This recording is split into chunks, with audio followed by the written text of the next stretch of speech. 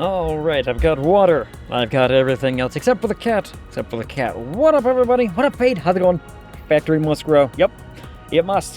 102,000 water and then some. I haven't calculated the and then some after that yet. But for what we have right here and right now, I need like 54,000. And then I need more for plutonium stuff. So, no force today. No Sons of the Force today. Grim needs a day off. And so I'm like, okay, I will do something else. And I figured, you know what? I've got a lot of... I don't want to say like mundane things to build, but I've got a lot of just... Like, we need to get power to all of these things, right? So I need to like get a power grid set up. I need to get the inputs, outputs, and the pipes ready. I've got to get water sorted out, which actually, so I did a little bit of that blueprint that I made, and I'm not going to lie, this looks pretty sick. This looks pretty cool. You know, we're going to have a platform here. I can kind of show how this will go. Let me see, I believe it's this. Yeah. It's fighting me, and I don't know why. But I can basically just be like, yeah, this is how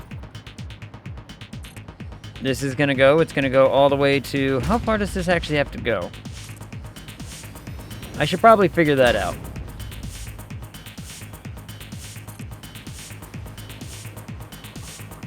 Further than that. Okay. Further than this. Is this about right?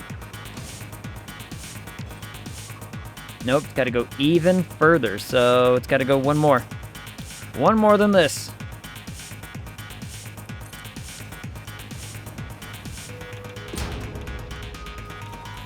Minus these ones. So basically, all of the underground everythings has to go to here. That's gonna be a minute. That's gonna take some time. But I'm fine with that, because all of our pipes are gonna go along this thing and go up into the nuclear reactors above from our walls of pipe over here. Now, this is just the walls for the piping for what we currently have built up there.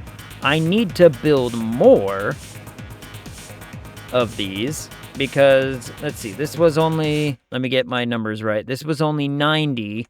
We need another 80 for plutonium after this. So, yeah. Which is going to be... What's a nice... Does 6 go into 80? No, not really.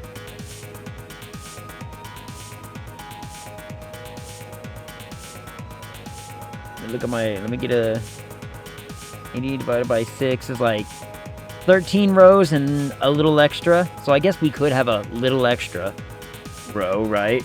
Because if I want to maintain the aesthetic of this.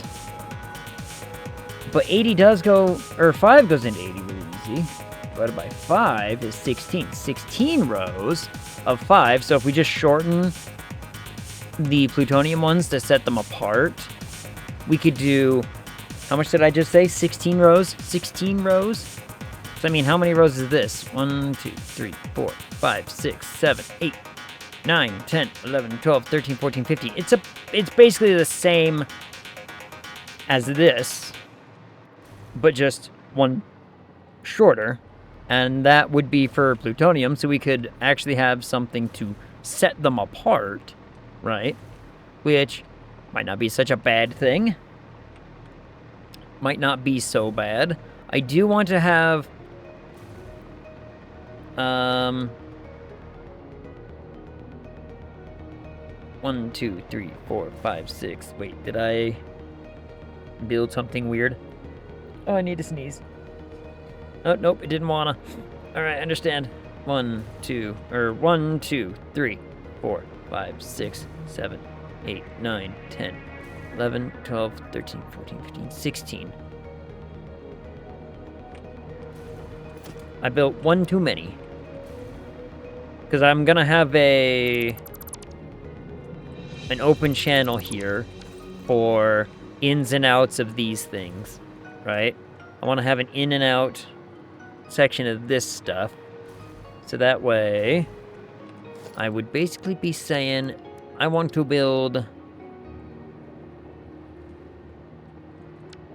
Oops.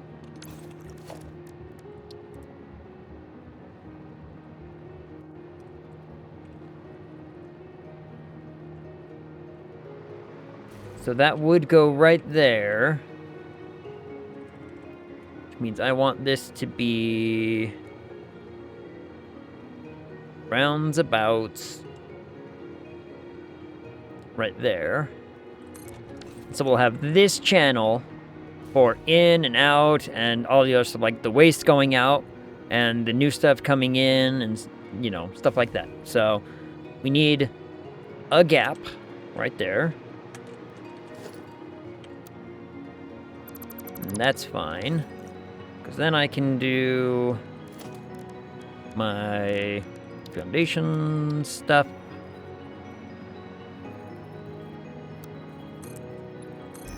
Kind of like this.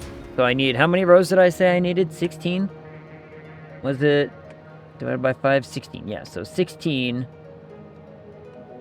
of these. So I could get this set up. Like I said, today's going to be... there's just a lot of like little things like this where I gotta be like, okay, let's get these markers set up, let's get these walls built, let's start getting water ready, you know. So I figure, you know what, today's a good day to just take a chill, let it build, let's do some normal stuff, little monotony, but you know, nothing bad. And advancement. Right? That's the key. The key is advancing towards the ultimate factory goal of all of the power. Because I would actually also really like to get to the point where I can actually turn some of these things on. Like if I could turn that on, that would be awesome. Because then we could have some power for when we start building other things. The problem with that, though, is I need a way to burn the plutonium. Now, I mentioned a while ago that there is a way for me to do all of this within the confines of the world. But it means losing out on, like, a ton of power. And I don't want to do that. So, you know, we're going to go full go and do that. But I could get to a point where we are just sinking the plutonium rods and get these things turned on. We could do that. Let me see. 1, 2, 3, 4, 5, 6, 7, 8, 9, 10, 11, 12. 4 more. Okay, just 4 more. 4 more of these, and then we would have the, you know, the outlines for the uranium and the plutonium. 1, 2, 3, 4. Wow. Did I pre-plan this? Did past me decide, you know what, we're probably going to build out to here anyway, so just get that done? Because looking an awful lot like that might be the case. Old me was on top of it. 2, 3, and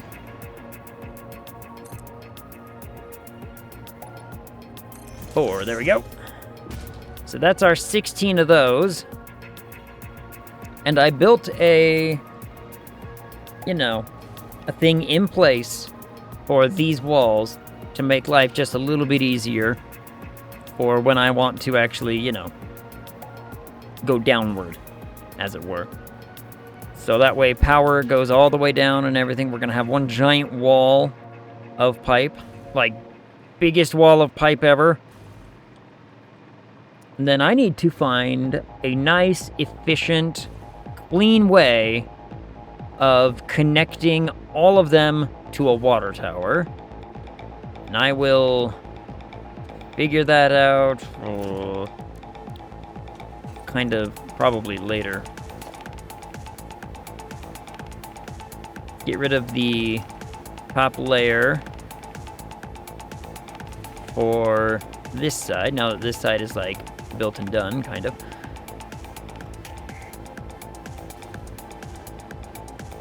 We're just gonna be doing a ton of concrete building. Lots of platforms. Lots of platform.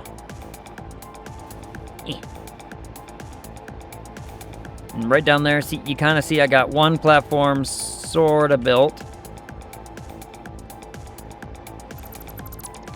And what we're going to do is we're going to go out far enough to make 12 pumps. So maybe I should, you know what, let's, since I've done this, let's actually build this correctly. So I want probably like these two to be just pipe. Because I'm also going to want to get to a point where I can say, yes, I need to build a interconnective water tower setup to put water into all of these systems. So that way the water tower setup is fully pressurized for all of these things, so I don't have to have pumps. I do not want to have pumps. And we will probably build that water tower like just right over here or something. It'll look good. It'll look good. So let's get a... Oh, and I found out like nothing I did would let me build this thing in a blueprint. Nothing I did. Cannot be nudged. I've done it before. I could have swore I've done it before.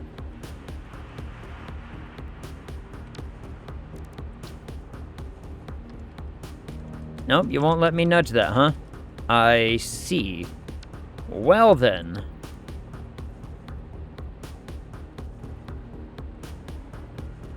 In that case, I have to just, you know, sort of go like this and maybe figure it out. Oh, but the question, I need them on this side. I want them on this side because everything's going to be on the right side. I can't interlace them. Can't interlace them at all.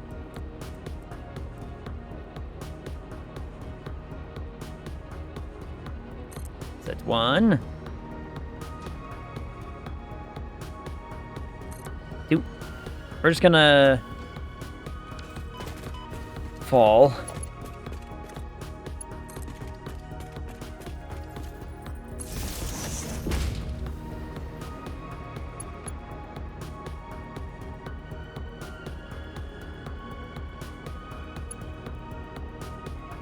Am I too flipping close for this? What?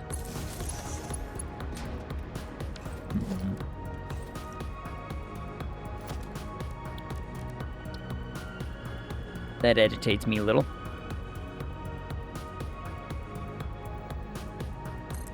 Three.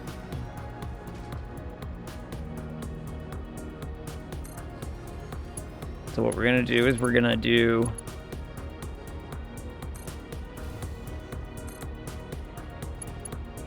make those better. There's like no reason why that shouldn't be a better pole. Nah. Anyway. What is that? 4, 5, 6.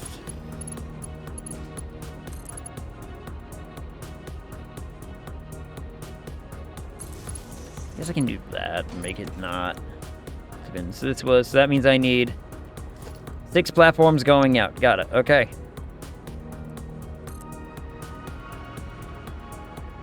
1, 2, and 3. There we go. Because each one of these is going to be every 2 of these is going to be one of these pipes. Part of the reason why I really wish I could blueprint this is just to auto consume the power shards.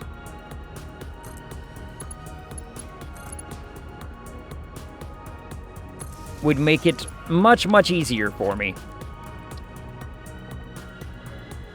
1, 2, 3...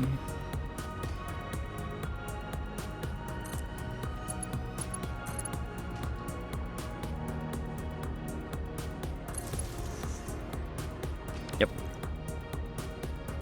Man, this is just gonna be lots and lots of building. Oh, wait, do I need more than that? How many was that? 1, 2, 3, 4, 5, 6, 7, 8, 9, 10, 11, 12. Yep, alright, so that many.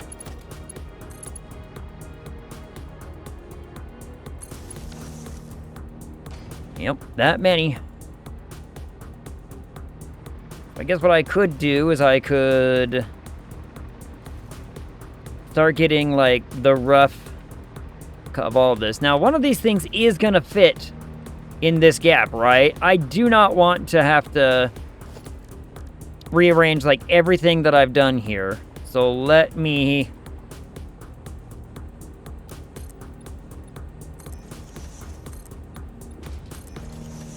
Was it 4? Oh, it was 4. Whoops. And then I have to do this at a very, very specific angle. Just like 1, 2, 3. Just like that. I mean, I could go lower, though. Like, we can do that, and it's still above water.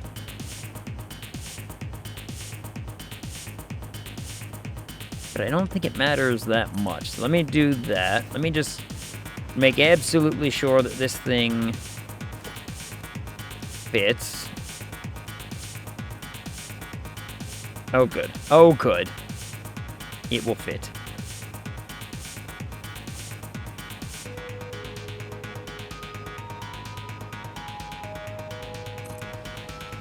Part of me was going to be very, very worried that that wouldn't fit.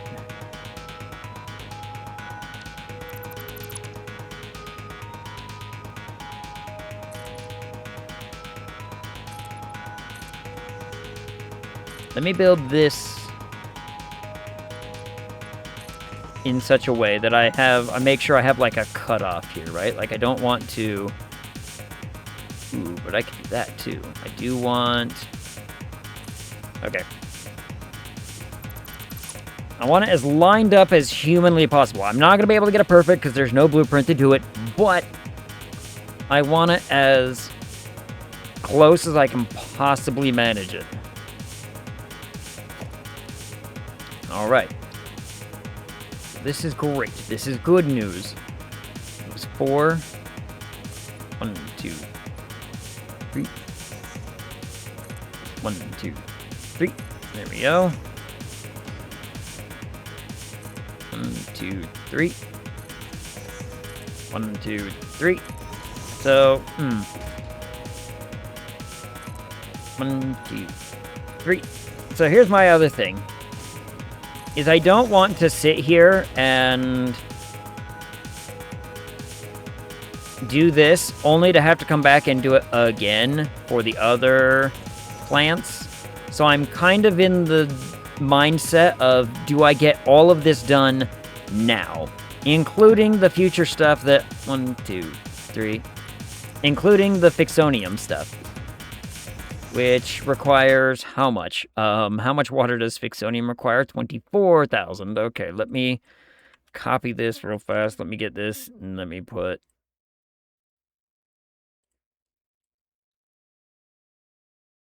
Let's see, that's 40. Whoops. 40.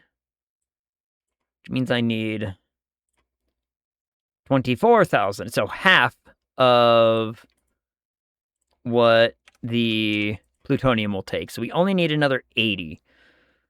Which is 40 divides into... Does 40 go... 6 doesn't go into 40 very well. But 40 goes into 5 very easy. Or 5 goes into 40.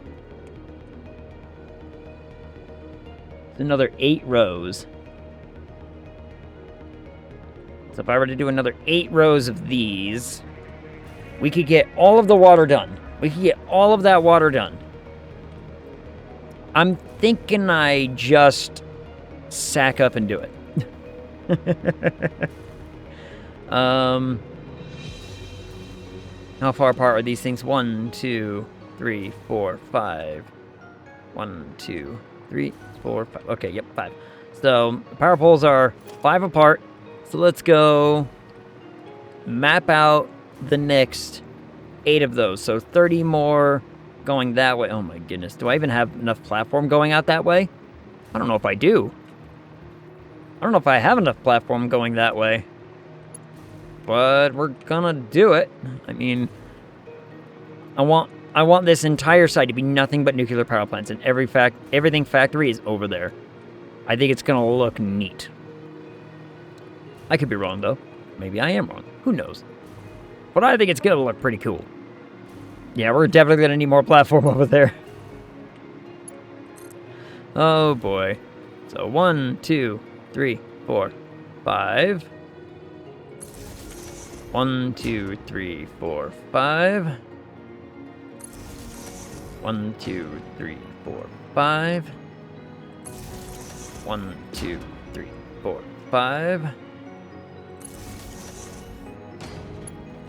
1, 2, 3, 4, 5. 1, 2, 3, 4, 5. I need 2 more. So let's get the blueprint out.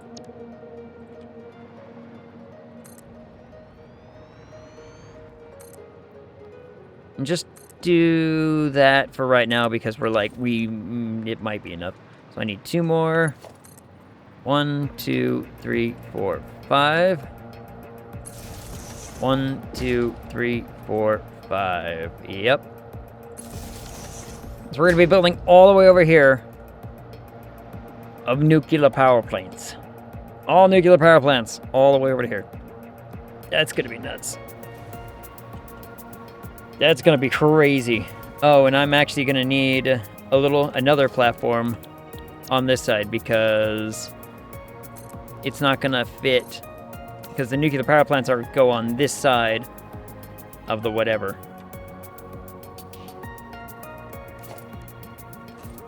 And I'm actually going to build 1, 2, 3, 4, 5. 1 more because I'm going to want a gap again for outflow and inflow. So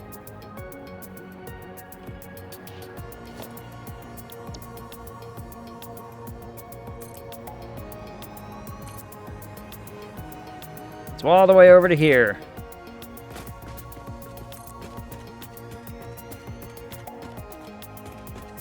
I don't have enough concrete again already. Well, all right.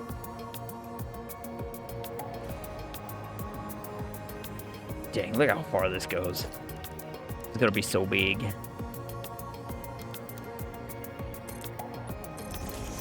So you needed 2 there.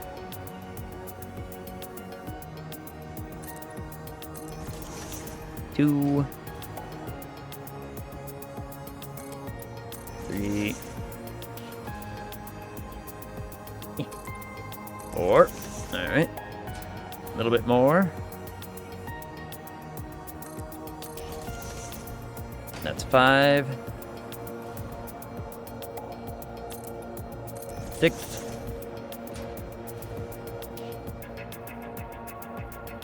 Come on. Come on. 7.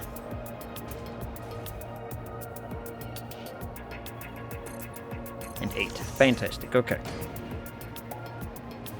So now we have power going all the way over. That's going to house all of our nuclear whatevers. So now I can get the... Ooh, walls are going to take a long-ass time, aren't they?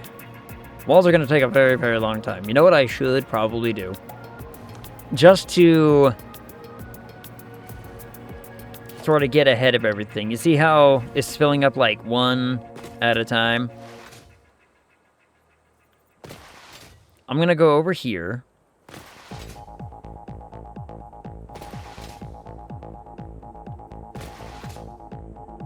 what I'm going to do is I'm going to take the concrete that we're making that's not doing anything yet and make it do something. Speaking of which, what on earth do I need? Like, more concrete's going towards... Okay, there's the 4,000. There's... 4,000 is going into just singularity cells. I was like, I know I've got like 4 more belts of, you know, concrete, which... Actually, now that I think about it, I need to go find out how much each of those concrete lines is making. Is it making 1,200? I don't remember, and I want to say that I don't think they are. Part of me thinks that they're not, and I'm not sure why. Also, this is all caught up now. Look at it. Fully ready to just start shoving things into a clogged up system, which is actually ideal. We really do need that. 1, 2, 3, 4, 5. So I have 5 belts not being used. Okay. So of these 5 belts not being used, I need to now figure out which, like, how much is that? Because I don't remember. Those seem to be doing everything as they're supposed to.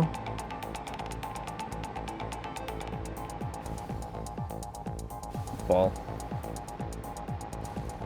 Because I think each one of these is like 800 or something like that. Yeah. 200, 200, 200, and 200. Yep. Okay. So these are lines of 800 each, which means I have 3,200, and I need how much for... What's it? 4,000. That's not ideal. But is this third one just going in on a split? Like, if I'm remembering right, is this just going in on a split? Because that's 32, so it means I need... Or no. 800 times 5, 40. Oh, yeah, so that's exactly correct. Oh, okay. So those 5 lines is exactly 4,000. I did math weird. I did math wrong. I did 8 times 4, not 8 times 5.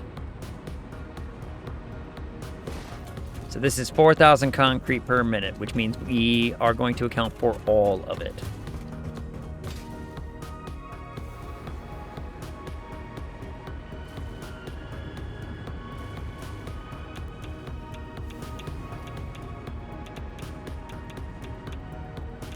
I really probably shouldn't have had all of it go... What the hell was that for? In a weird zoop like this, because we're probably going to have to bring some of it down to go over here. So what I'm going to do... 1, 2, 3, 4, 5.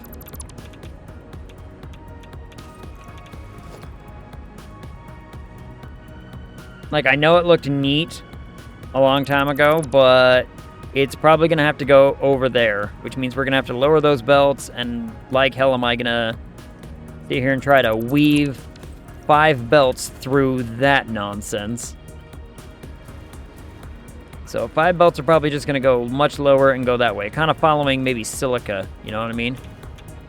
Or, yeah, if I go down as low as this, so that way we just pull it all that way, bring it right to the source.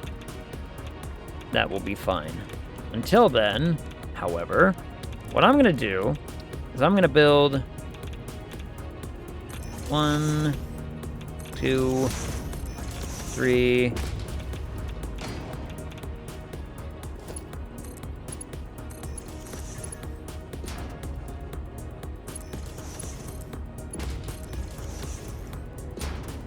Can I build another one? Nope. I don't have enough of that on me. Got enough cubes, but not enough of that stuff. Can't remember what that stuff's called. I've got some of that back at the base, though. Basically, what I'm going to do is I'm going to do this so that way we are funneling concrete in constantly, because I'm going to need so much concrete. I'm also going to go back to base and also get another one set up for copper sheets, because I need more copper sheets as well. So I need to make 1, 2, 3, probably 4 more dimensional depots. Real fast like. Which could not be a problem. I just need to get the stuff to do that. Which I should have, like, a mass abundance of. I should have plenty of the whatever Sammy thing. Crash those. I don't need those. Don't need those in my pocket. Get rid of them. Alright. So we get an abundance of everything if we just figure it out. Let's go to... I need to go down, which is where the stuff be getting made.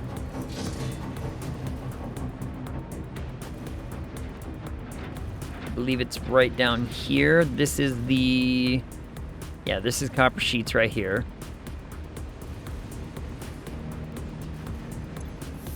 Which we have many, many of.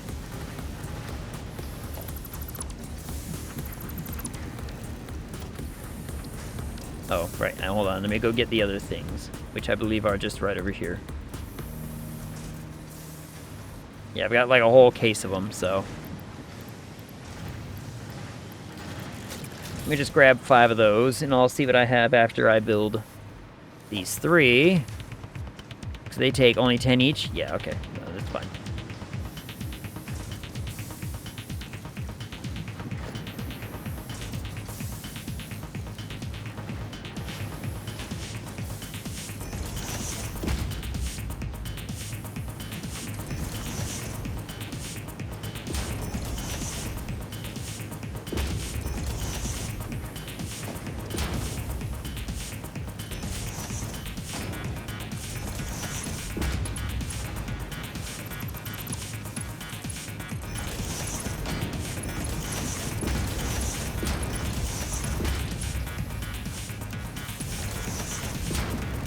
This is all just a temporary thing, but we're gonna make sure that this actually feeds those like crazy.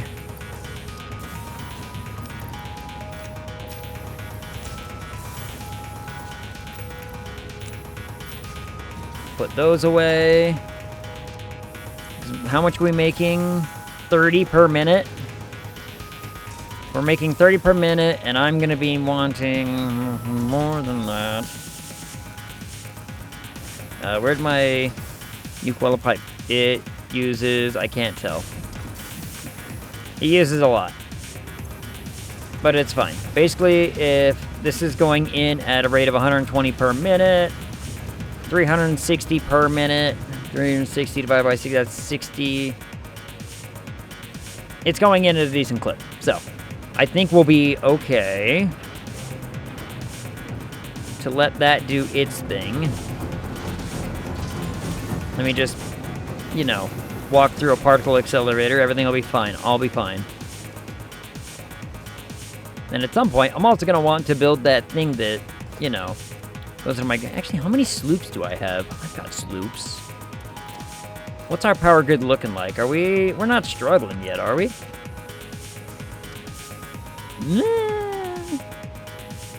I mean... We will be if I ever turn everything on. What does that, Ooh, that uses a ton of my sloops, though. I don't want to use that many sloops. Especially not... Where are all my sloops? I put a bunch of them somewhere. I think I have... Yeah, there they are. I have somehow run out of... wire? Huh. 2, 3, 4, 5, 6.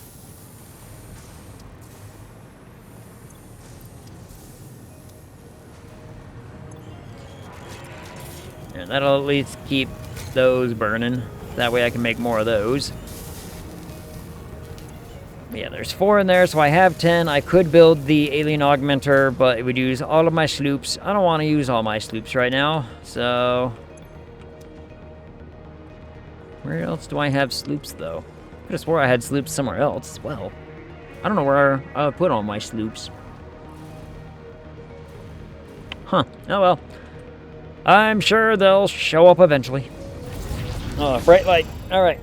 So now I've got enough stuff to build another couple of depots for the concrete to make it so that way that, you know, big number is just big. So that way it maintains pretty constantly that we're feeding into the system. What the hell is this about? Was I trying to make a 3-3 and just losing my mind? I don't know. I'll get rid of it later. Right now, it's inconsequential to me. Right now, what's important is that nonsense. But we're going to need a ton of the pipe and whatnot, so that's why we went and got the other 3 things set up. But that, this is all, I mean, these little depots right here are all just temporary, so I don't mind the clipping right now, because these are all going to be used. This is just so that way we can build our wall of pipe without struggling. Oh, also, I saw the big announcement trailer and everything and all the talk for the new Fable game coming out this fall. I'm excited. I am excited for the new Fable game. It looks great. Tons of NPCs, they said. They've said 1,000+ NPCs that are like, you know, unique, romanceable, all that nonsense. So they're very sticking to that, you know, that Fable theme of I wish to marry everyone. You can buy all the buildings, you can buy the business. It's like, I'm sold. I'm down. And it looks good. Like, it actually looks really good. I'm pretty happy with how they've done it thus far. Or at least whatever the trailer decided to show us, you know what I mean? Like,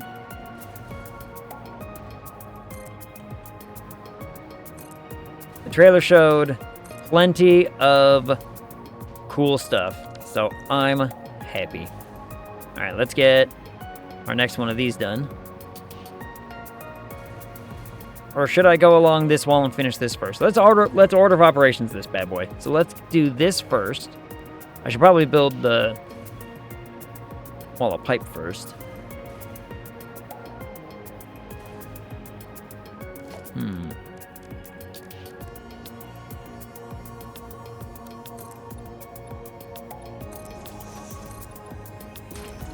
But let's, you know.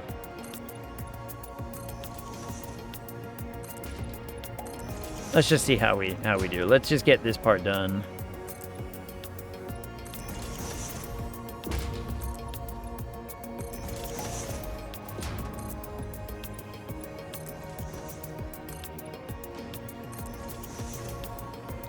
Bum, bum, bum, bum, bum. I've been getting tons of progress on the Silent Hill edits. I'm actually pretty happy about that. Like, I've essentially got, it's gonna be an 8-part series because it's just that big. But even saying that, like, episodes are gonna be like 50 minutes long. Maybe less. I haven't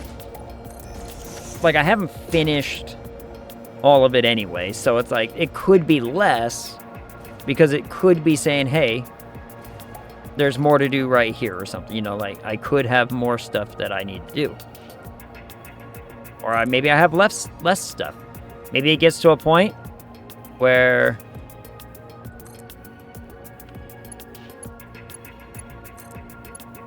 the game is like, hey, don't worry, you can skip a lot of this stuff, but I'm maintaining, like, story elements and stuff like that. I've been doing my damnedest.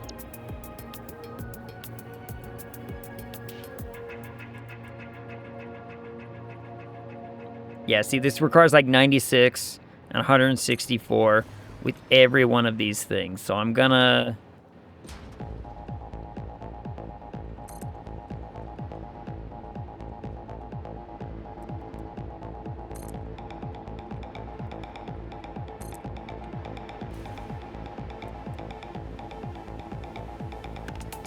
I really don't like how it makes me rotate it. Maybe I should build this top one.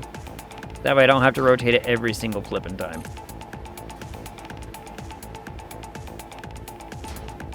Build the top one first. Then we'll go back and do the second one. And then we will do all the finishing touches on the Great Wall of Pipe. Oop, there you go. Especially when it's like, you know, might not have all the power in the world all the way down there, so I gotta be careful.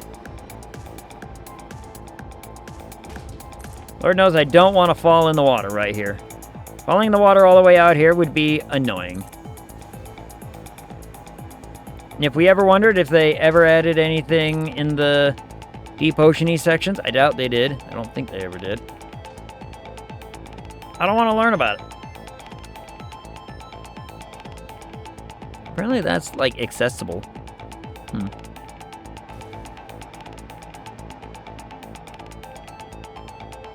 Oop, there we go. And see, I'm immediately just, like, out of stuff.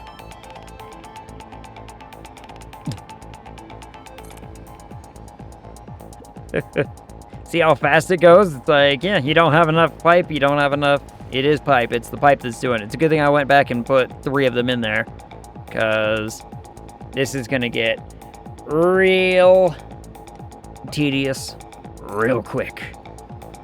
Especially considering I got, you know, essentially double of whatever I just did needing to be done. So, oh well, nice, chill, satisfactory day where I can just, you know, sit down, do a bunch of building. Other stuff doesn't require near as much, so it's not as bad. It's the concrete and the pipe that worries me. Even, well, plastic's getting there too. Plastic's really struggling to stay up there. But with any luck, I should be able to, because it's using like double the amount of copper that it is plastic, so...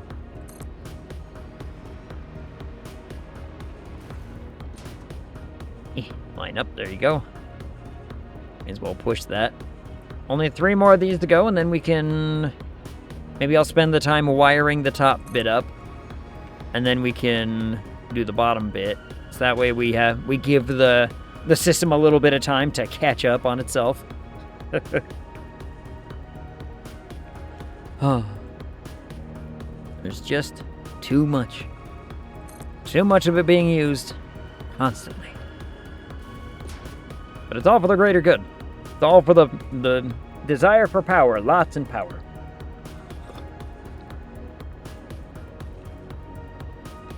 See, and it catches up pretty quick. It only takes, like, maybe... I don't know. Let's...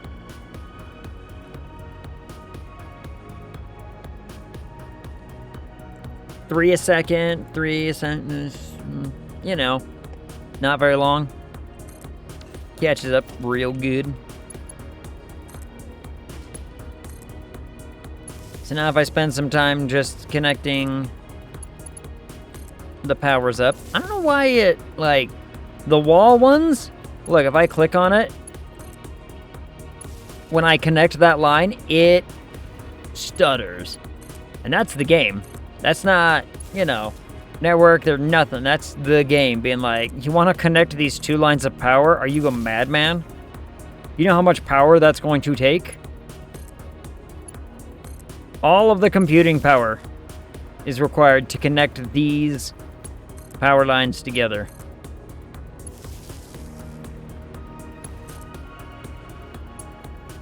Maybe there's just too many lines. I don't know. Right, that one doesn't have one. This one do. Bonk, bonk. build.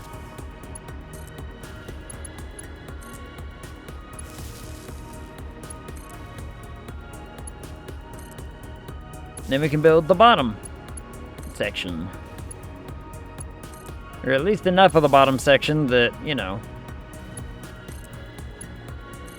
Maybe I build some of it, we connect the power, wait for the thing to catch up, build the rest of it, connect it all up, start building the platforms going outward. Yeah.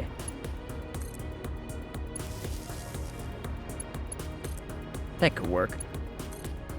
I thought about putting a power line into the floor blueprint, but I didn't know how far apart the pumps were actually going to be, so I did not. Didn't want to, you know, sit there and try and figure it out.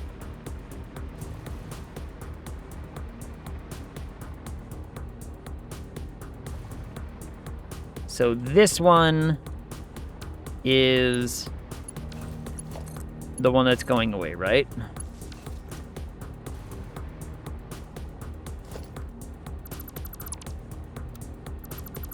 I believe so, yes. Because... Nope, I was wrong. I was so blatantly wrong. It's right there. That's the gap. Whoops.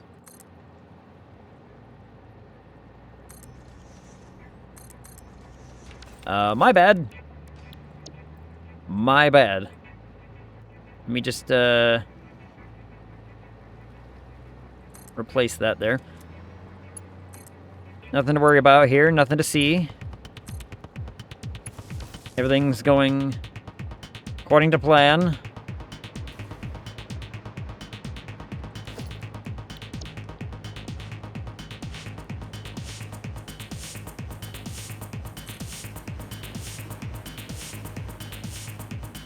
Now this should be faster.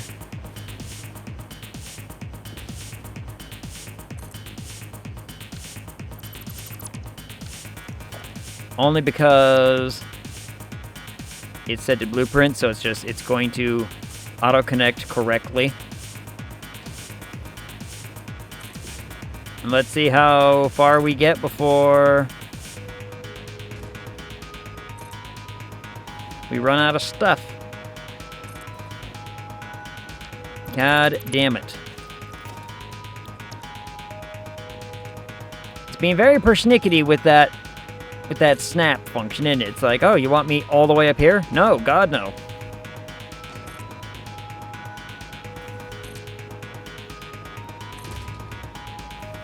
Yeah, I'm only going to be able to do this, like, one more time. Yeah. So now let's take a second to connect up these powers together.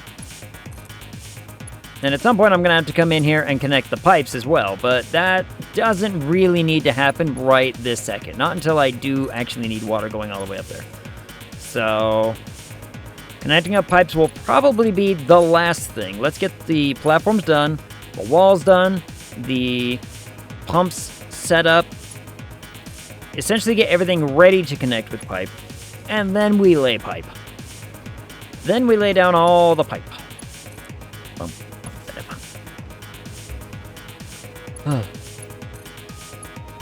Also, I hunger. I am hungry today.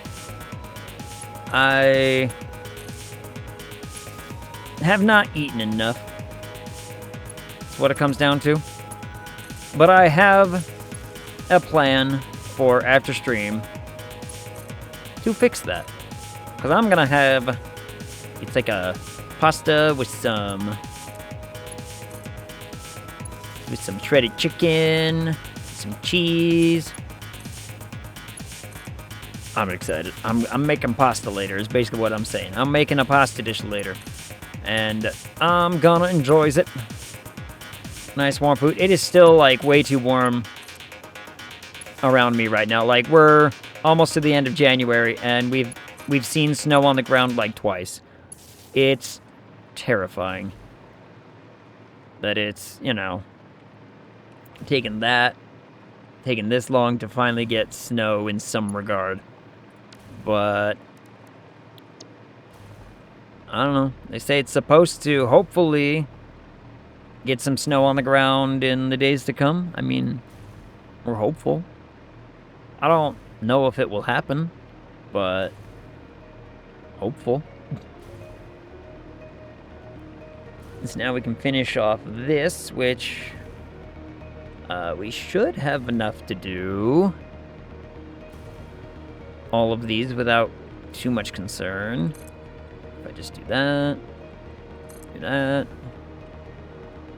do that, bonk. Because this was only supposed to be like 8, right? Missing just a little bit of plastic, but don't worry, plastic's catching up.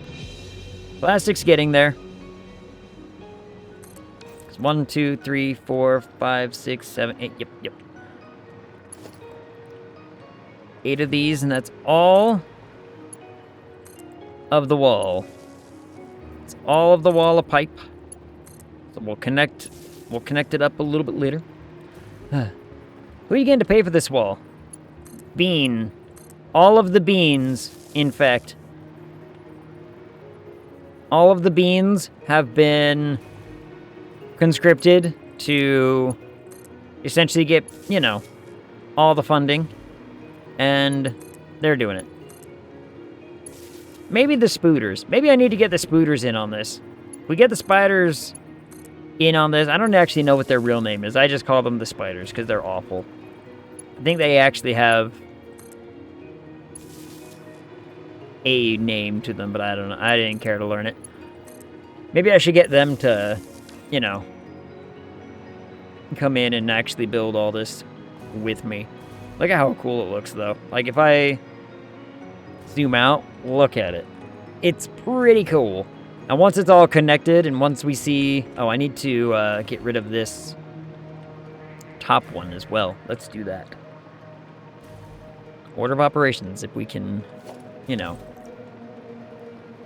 then get rid of these things, open up the space for the rest of the whatever. We can get everything built in time.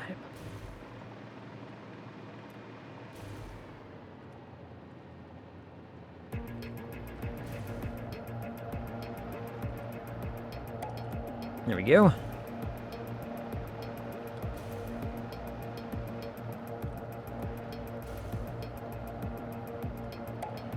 Get rid of all this on the top. Make our pathway for the platforms going underneath. And I will probably not need as many for the next bunch of these because of where the power plants end.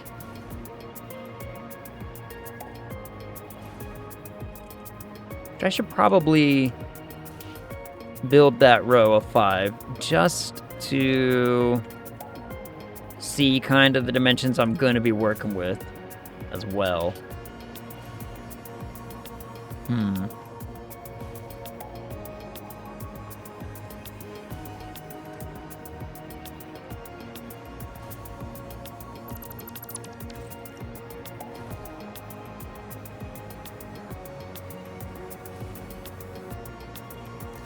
There is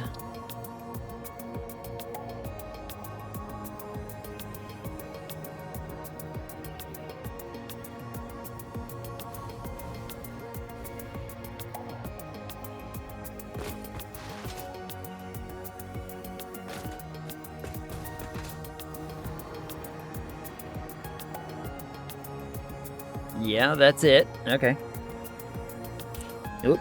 Sorry, microphone.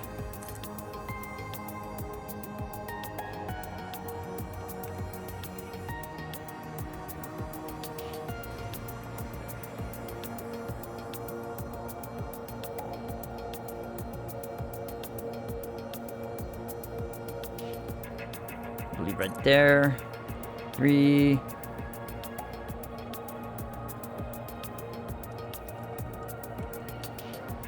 Am I not lined up? Oh, there it's lined up. It's like, how am I not lined up? It's 4.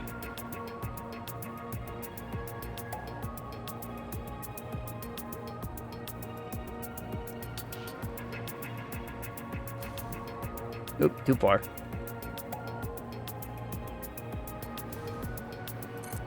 Five. So then we would have, you know, rows of these all the way to the end. With another small gap in between the next batch of them. So that way we can, you know, have some ins and outs and whatevers. This is so many reactors. So many reactors. I mean, I could. No, well, look at that. I'm already running out of cable. You know what? That sounds like an offline time to build all those later. Right now, it just takes too much wire.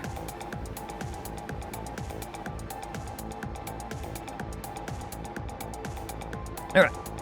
So now let's get back to building these out, shall we? I mean, how much is that going to run me? A lot. But we should be okay. We should be okay for building a ton of these. Because, I mean, it takes me a second to get everything lined up, get everything ready. So now I guess I should build the platforms.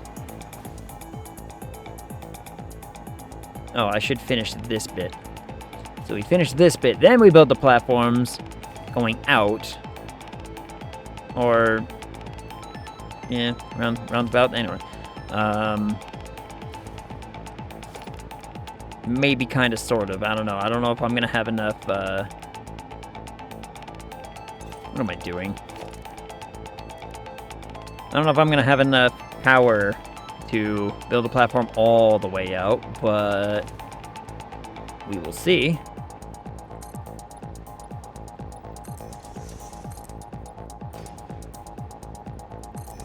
There we go.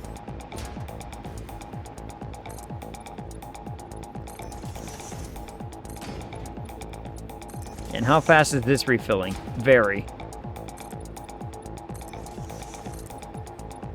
Like 6 per second, so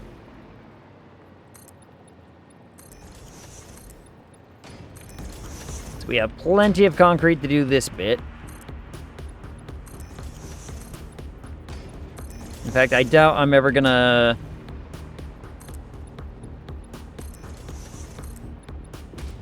be fast enough to keep it at like under the 25 for very long. Filling up just about as fast as I can use it and move.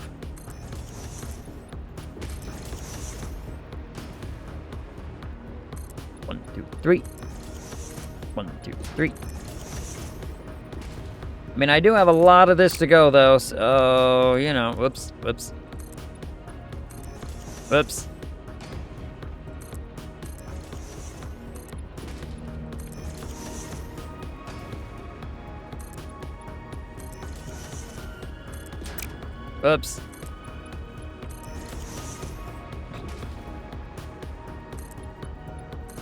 Screwing everything up. I'm screwing everything up.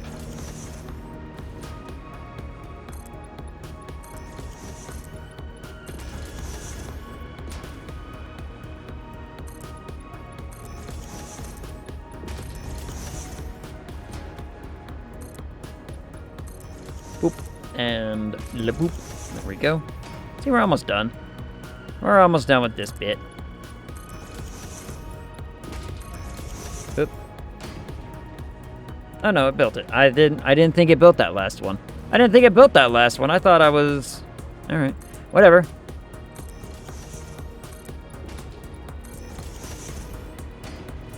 You can almost imagine this is just like, you know,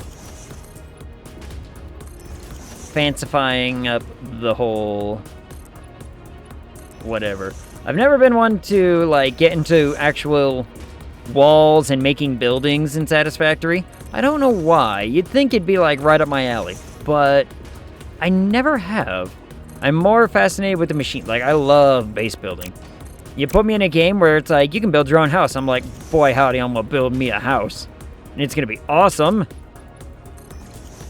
Like, you know, Sons of the Forest, or Valheim, or stuff of that nature, right? Which, speaking of which, I've been wanting to start up another Valheim playthrough. It's been long enough that new stuff has happened, and I haven't seen it, and I kind of want to. So, maybe at some point I'll dabble into that too. Ugh. I gotta find a gaggle of people who are willing to do it on a semi-regular basis. There is a sphere right there that I have never picked up somehow.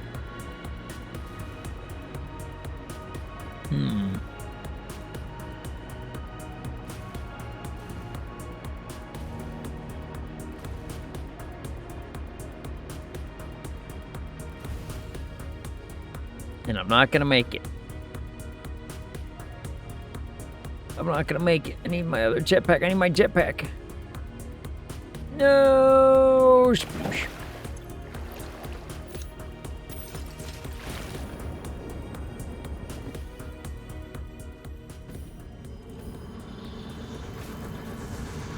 This is a shrine to windows and weaving.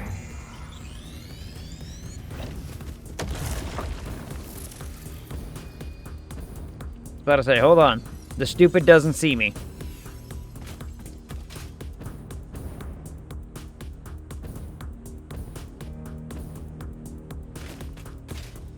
Alright, I think I can make it to the top of one of these things and swap back over. Swap back over to the hover. We'll be fine. And whoop, whoop, there we go.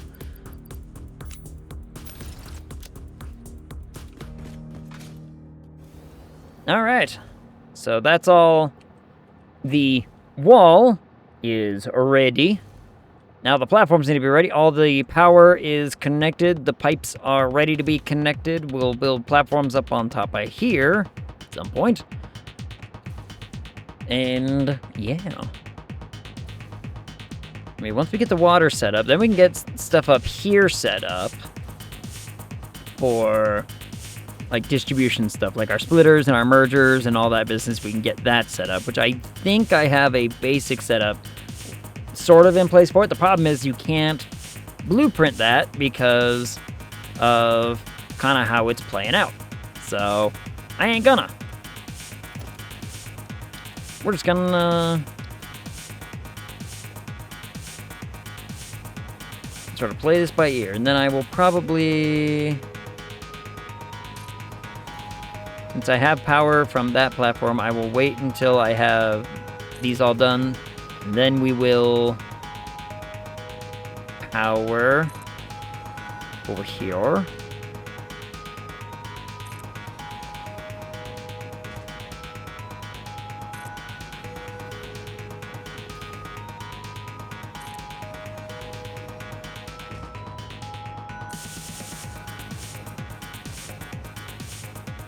Slowly but surely. There we go.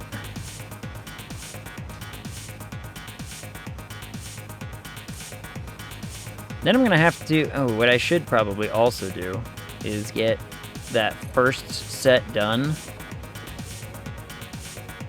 of all the pipes, so that way I can kind of get myself an understanding of like, this is what it's going to look like.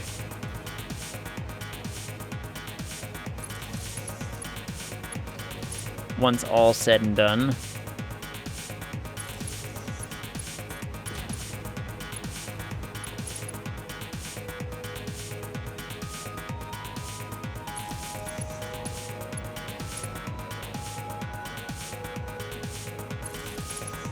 So let's actually go kind of do that.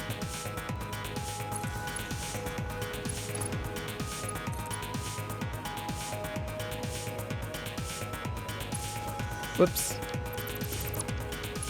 He nudged over. Nudged over one too many. Yeah, so long as we do it like this, we can get it all set up, one platform at a time, and we only need to do that so many times. So much water. Okay. Let me...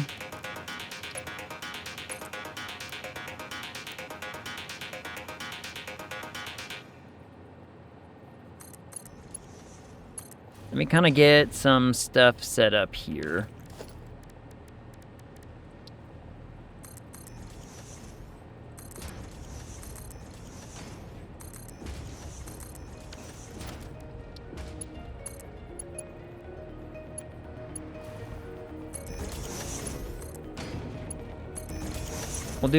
We'll finish this one off kind of as a bit of a design run, right? A design test run, if you will.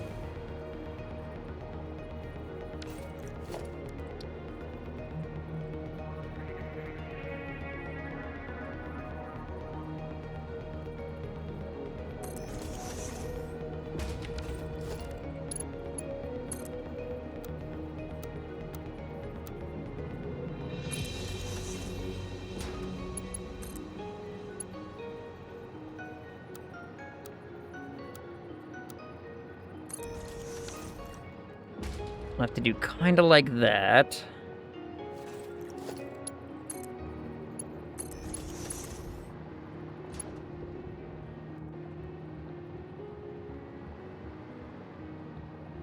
Bring this down to like here. Bring the other ones. It's relatively similar.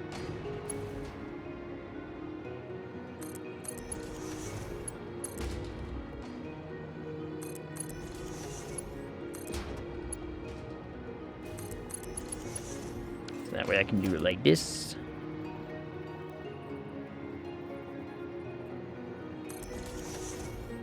Then we'll do some pipe work like this. What up, Joe? How's it going?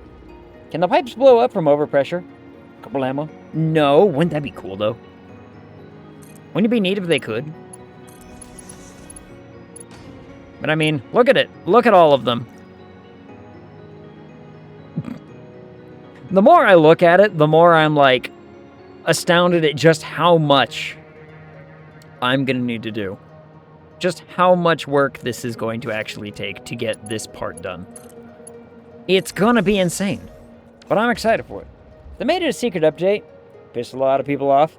Wouldn't that be funny though? Like if you had to suddenly say, hey, all that pipe redo, yeah, you need to have this very special item that is like almost like a pressure valve that says, you can make it automated. You can make it an automated pressure valve, but just say, hey, if your pipe system suddenly has, you know, too much flow rate, too much pressure going on in it, this automatic flow thing would, you know, stop that from happening, and you might want to invest in doing stuff like this. I would be giddy if, not gonna lie.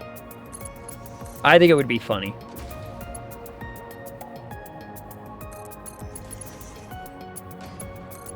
We're doing this first platform as a bit of a design run first. Kind of, you know.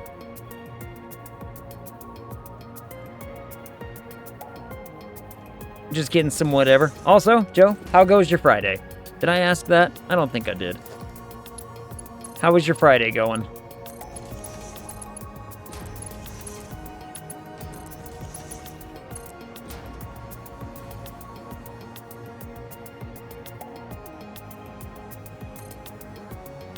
Whoop, there we go. Ugh.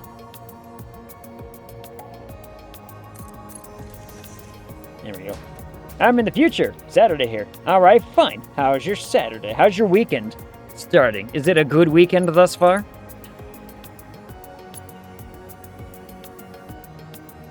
How far can I bring this pipe? To right there? Sure. Bring it that way. I mean, I'm looking forward to my Saturday. But that's mostly a, you know, because my D&D night's coming up, and I'm excited.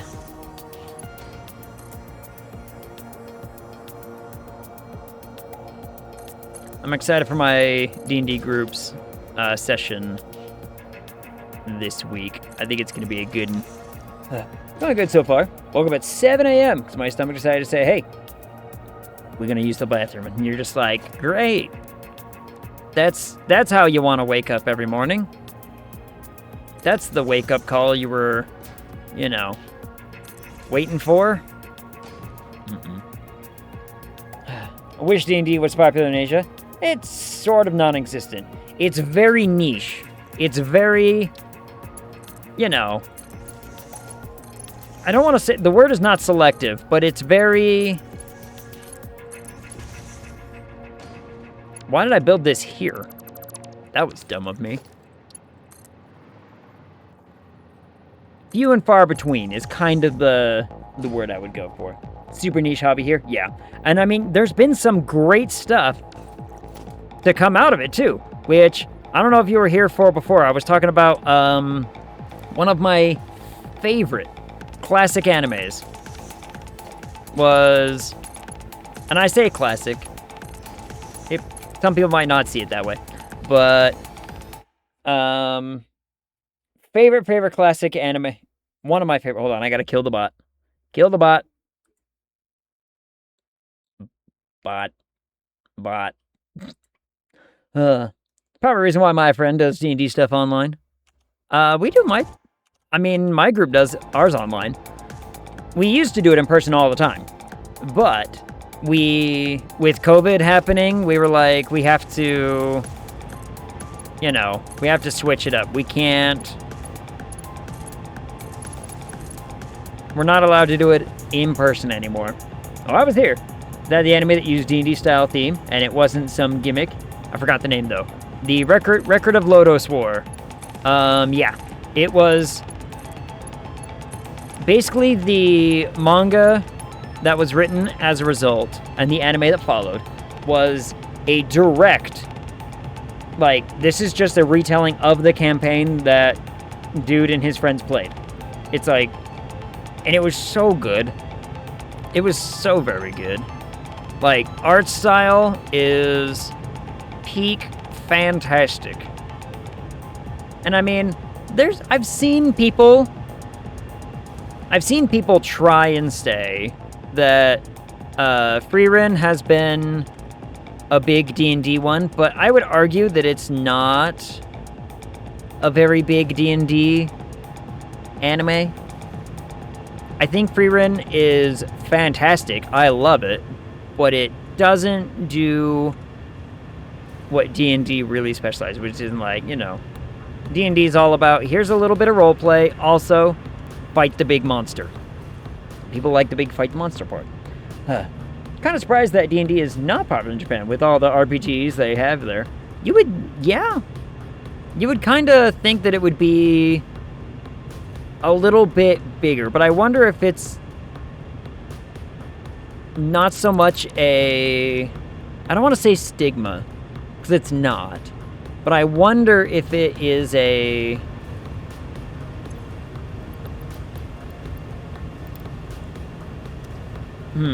how do I phrase this?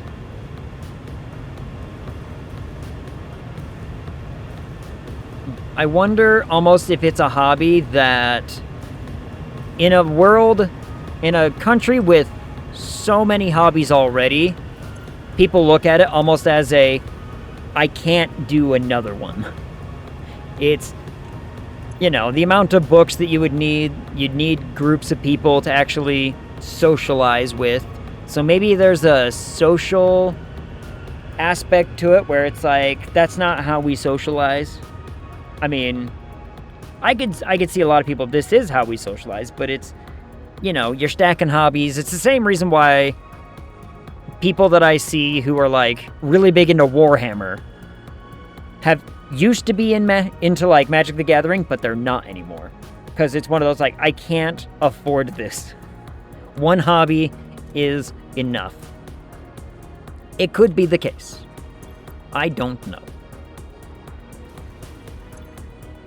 Fantastic. Okay, and this works exactly how we want it to. Fantastic. I mean, imagine rows of these down here. It's gonna look so good.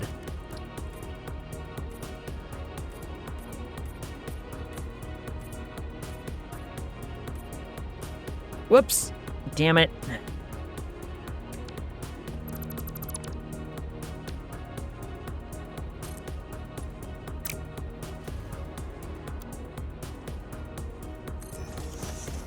Well, that was frustrating. But it's fine. It's fine.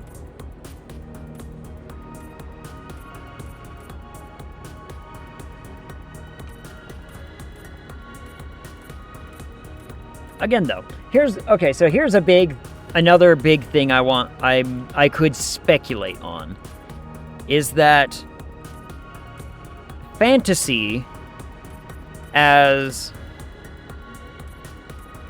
a genre, especially like the very classic Dungeons and Dragons style of fantasy, I also don't see being exceptionally popular in places like China and Japan.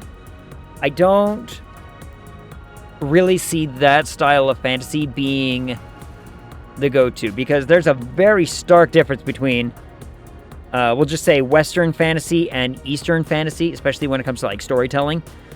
I've done a good amount of studying of a bit of that when I was in college.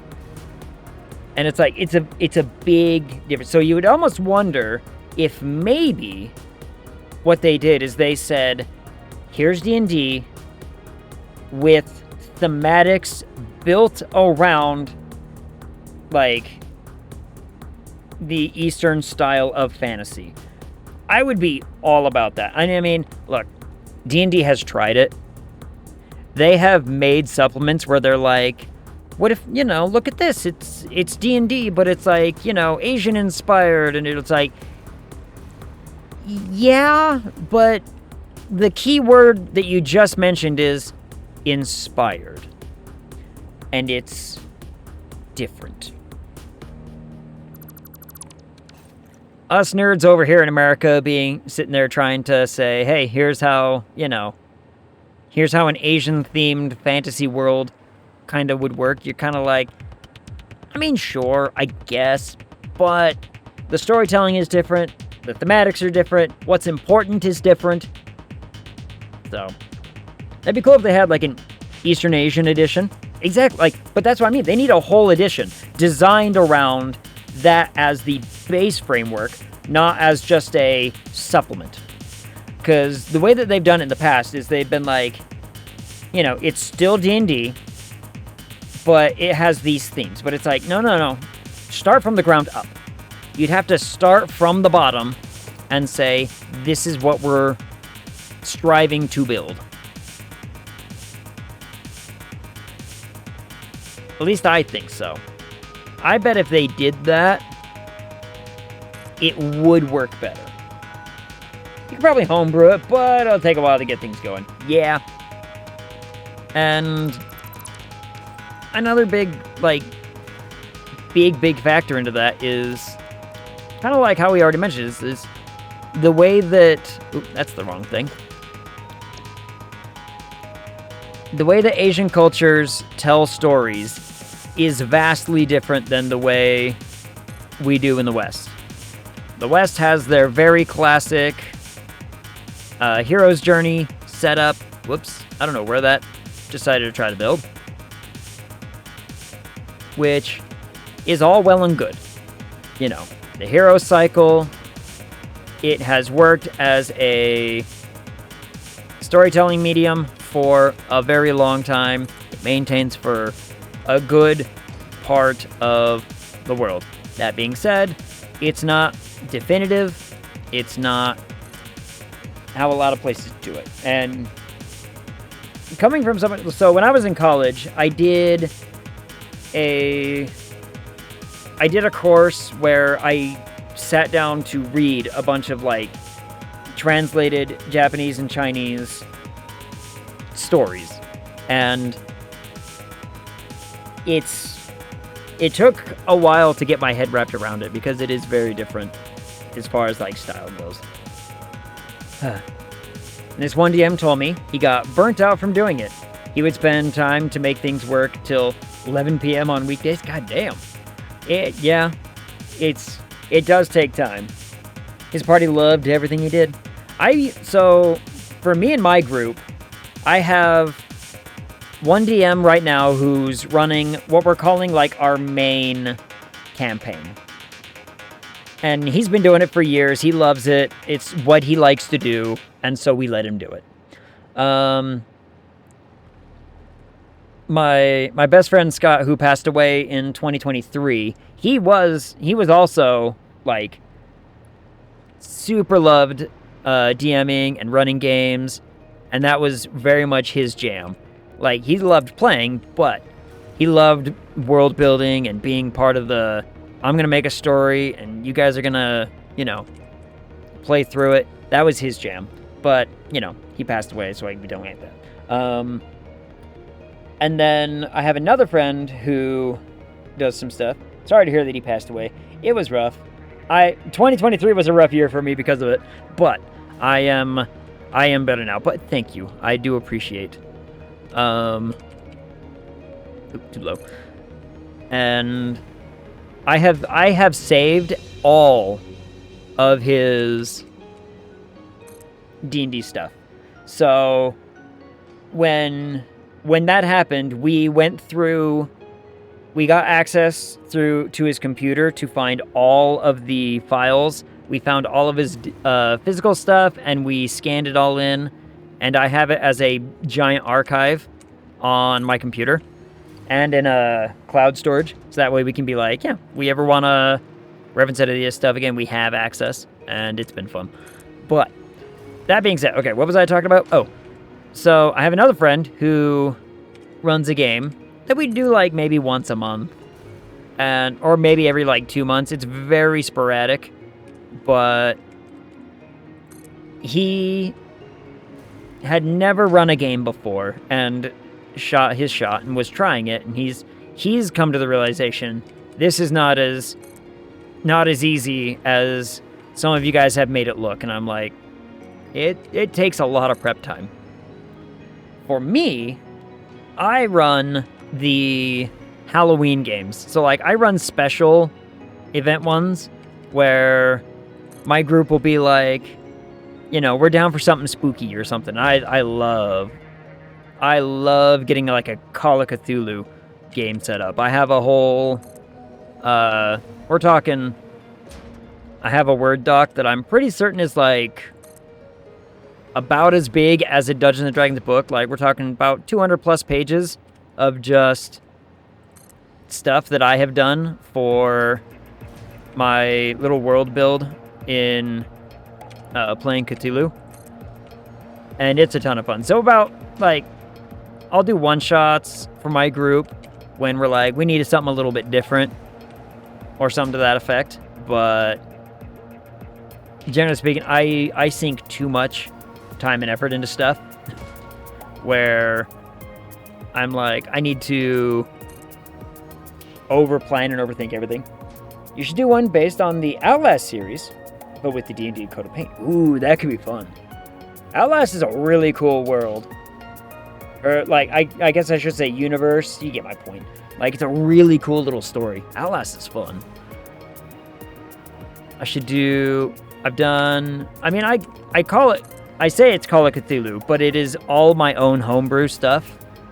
My own villain, my own story arc, my own monsters I created from the ground up kind of thing. Like, I spent way too much time into it. And a couple of people who might pop into chat, you never know. If I see Eli in chat, I'll make him talk about it. But some of them have played through them, and I need to finish. I've never finished running that campaign for them. Ooh, that's off. That's off center. Can't have it. Can't have it. Why was it green?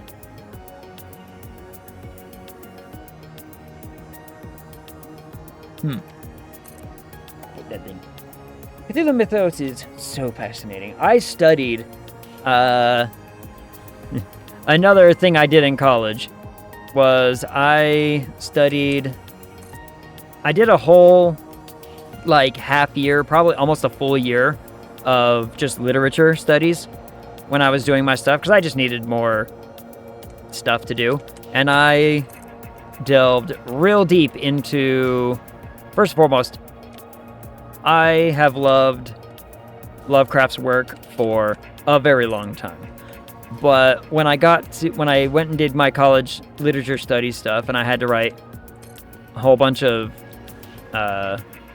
works for that and everything, I delved into being like, I want to really in-depth read Lovecraft. We're talking like I read all of the short stories, I've read all of his novels, I've read his entire collection a few times. I even have books on the letters. Here's a fun, who wants a very fun, I think it's a fun fact. Who wants a fun fact about H.P. Lovecraft? He was during his time, he died, I believe he was only 33 when he was in his like low 30s when he died. He was the second most prolific letter writer in the world at the time. We're talking tens of thousands of letters he wrote in his lifetime. And he was only surpassed by a dude who was like in his 70s. Lovecraft was writing letters to people like a madman. And I have books of his letters that he wrote to, like, one of my, you know what, I'm just going to go get it. I'll show you. I'll just go get it.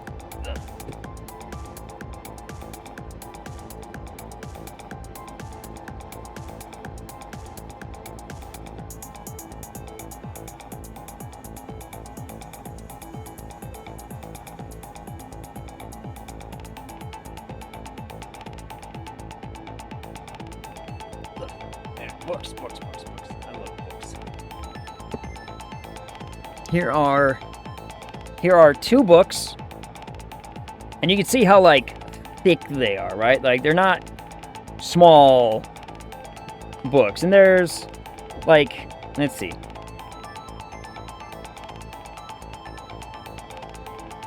Yeah, like here's like there's not much of an intro. There is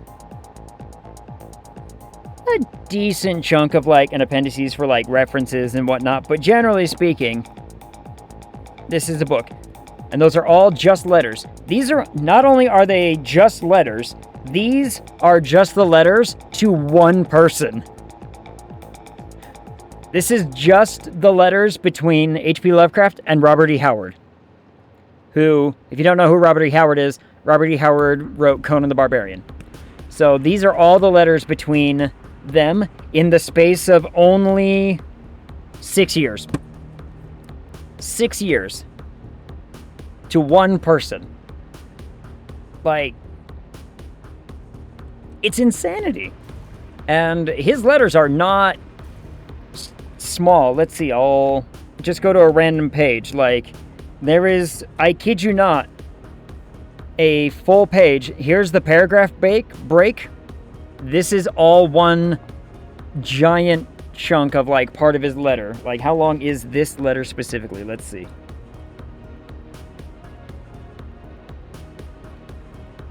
Uh, 631 to...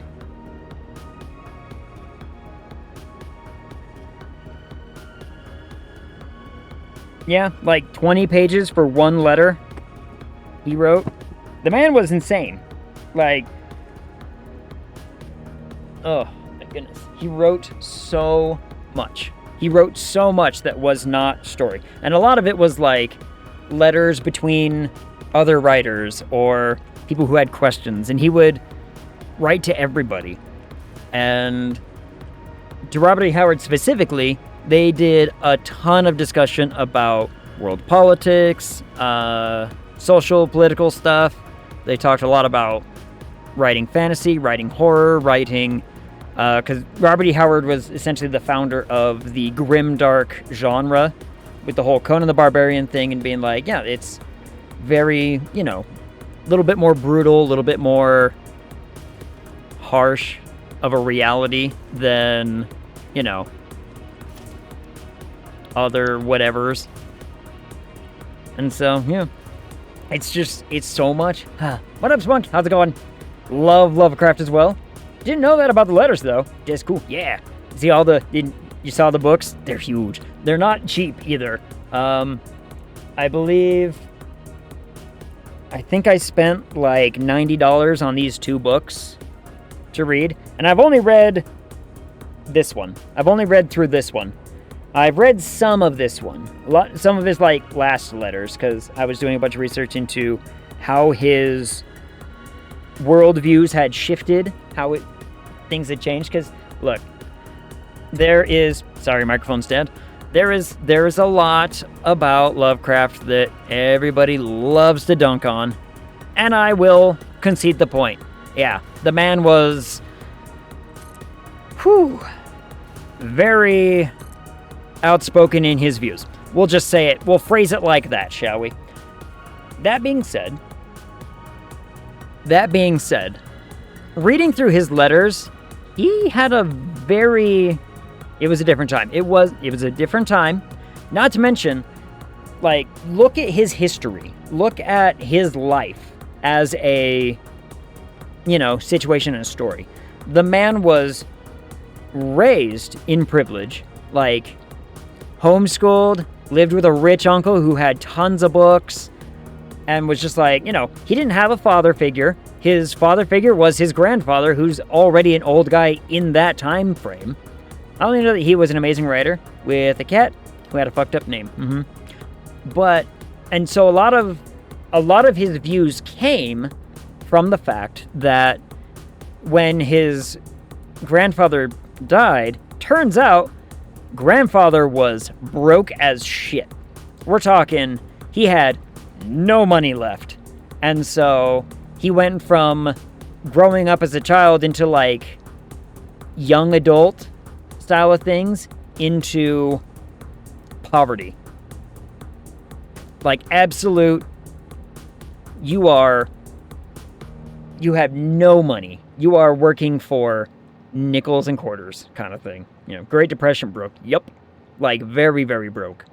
So he went from living a life of affluence to all of a sudden having to live in, and I kid you not, he was living in ghetto areas. We're talking lots of people who are also poor and, not having the greatest of things. And it changed his worldview a lot when he suddenly found himself in this situation. He was like, this sucks. Why on earth is this happening to me? And he resented a lot of it.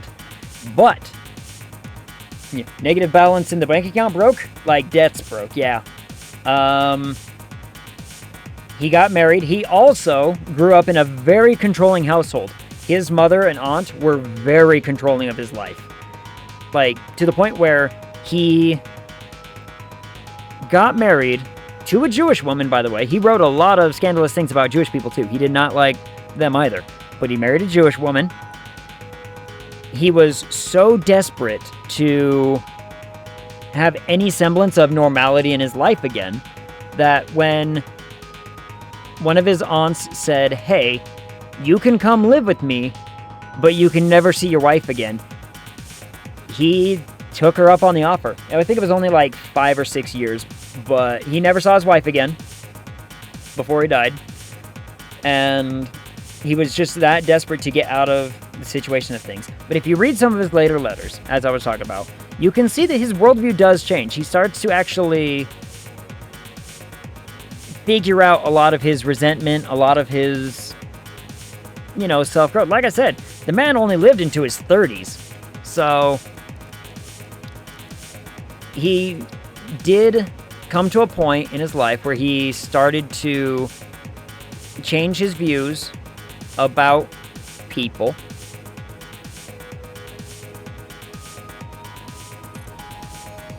But most people don't know that because, they don't... Why would you read beyond the stories and whatnot? And the only reason I know any of this is because, like I said, I dedicated, 2 semesters. We're talking 6 months worth of, 8 months worth of my life studying the man. and being like, I want to know, like, what he was doing, what he was, like, all this stuff, how he influenced the genre. I read all of his works. I read the letters, some of his letters, like I said. But that was my college days. I wonder why he got known after his death, like most artists. I know the answer to that too. It was a friend of his. I can't remember the dude's name. One of his friends in America, like one of his American friends, he was American, but one of his friends in America bought all of his works, sold his business, and said, I'm going to publish his works, because he was such an admirer of Lovecraft. He was like, I'm going to publish his works. I'm going to sell them en masse to, like, everybody. Everybody should know about this guy. And it didn't do well. To say the least, the publications did not sell very well at all. In fact, the man sold his business, took out loans to keep funding said publishings, and it just wasn't happening. But what happened? What was right around the corner that was going to be very influential to why Lovecraft suddenly took off? World War II. World War II happened, decade plus later after he'd passed away. And you want to know who really, really got into H.P. Lovecraft? The French. French people started getting really, really into Lovecraft. Got the guy enough money to keep publishing and keep printing stuff. During the World War II nonsense and whatnot, Lovecraft suddenly became very, very popular with the French people. French soldiers were reading Lovecraft, really liking it, and then what ends up happening is post-World War II is when all of a sudden Lovecraft really blows up in popularity. Essentially, like, the idea of the, powers beyond our comprehension, existentialism, all these themes that Lovecraft was playing with way ahead of his time, apparently, suddenly become very, very popular because of World War II. That's not in the right spot. And so, as a result, this is kind of what happens. I mean, it's sort of the same concept you think of with Tolkien and why.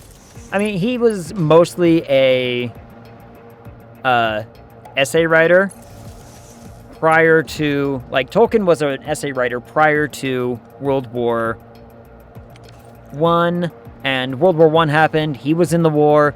He wrote Lord of the Rings because of World War I, and because of a lot of, thematics like that, Tolkien found great success during his lifetime because of the fact that he's like, hey, I can write about this stuff, and these are themes that are very much in the public eye right now, and they take off. So Lovecraft was just too ahead of his time, if you kind of think of it in those terms. He was writing about stuff that turns out wouldn't be really popular until 15 years later. It makes me wonder what he could have accomplished in those years since, but it's a shame. Sort of reminds me of the artist named Louis Wayne, who was known for drawing cats in kaleidoscope stylization. Ooh, that sounds cool. Yeah. I can't say that was that one, but I'm a huge fan of some classical art. Going back to my college, that was only one class though, so I'm not going to sit there and tout myself as an expert. That was one course I took for art history because I needed more credits. But introduced me to some fantastic artwork stuff. I don't know enough about classical art though to, like, lecture on it. He was forcefully put in a mental asylum due to his mental illness, but later, one of his family members and fans made enough money to put him in a nursing home. And his final artwork is a cat smiling, saying, "I'm happy because everyone loves me." Aw, that sounds awesome, though. Oh, there's a... Joe, I don't know if you're in the Discord or not, but if you're in the Discord, I posted in the media chat of my Discord a artist. His name is, I should remember, something Braun. Hold on, I'm just going to pull it up. There's a media one. Bill Braun. I knew it was a B. And I knew it was Braun, actually, too. I recently discovered him. It is so cool what he does. Like... Place the thing, damn it. Like, I love discovering new artists, new writers who are just like, breaking the molds, doing things that no one else has ever done before. And Bill Braun has done something I've never seen anybody do, which made me instantly fascinated with what he did. And as far as I know, still alive, so, more art to come. But, yeah, there's the Discord link. If you join in the Discord, just click the little thing that says follow rules and you'll get access to, like, everything. It's not a very active Discord, but, just saw the picture and thought it was paper. But it's not. It's not. That's the coolest thing about it. It looks like it's just construction paper. Like, if you look at it from a distance, you're like, yeah, that's, it clearly looks like construction paper, and you're like, yeah, that's cool. No. 100% paint. 100% canvas and paint. I was just like... Even the staples. You can zoom in on that picture, and there are staples in, like... Where it looks like, oh, yeah, like, this is where he stapled it to the whatever to match... All paint. 100% oil paint. And... I'm like, I have never seen anybody... in the paint world, work with shadows as well as that. Like, the shadow work is astounding. Yeah, that's not... Like, I love finding new things like that where I can just be like, look at how insane this is. It's so good. It's so very cool. Look at that, we've got 4 rows done. That many more to go. This is going to be such a long task. Oh, this is going to take a minute. Whoop.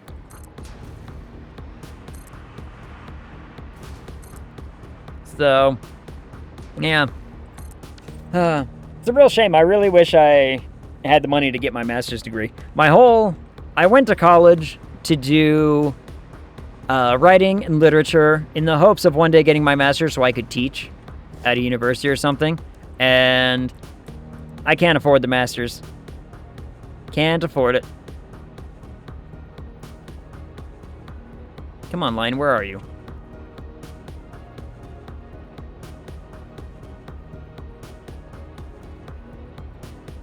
It's right about there. Yeah, it looks close enough. Mostly because I'm fascinated with learning stuff. I love learning stuff.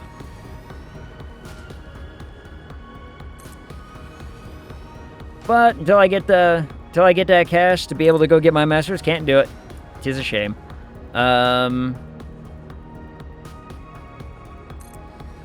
Publishing has not brought in money, so.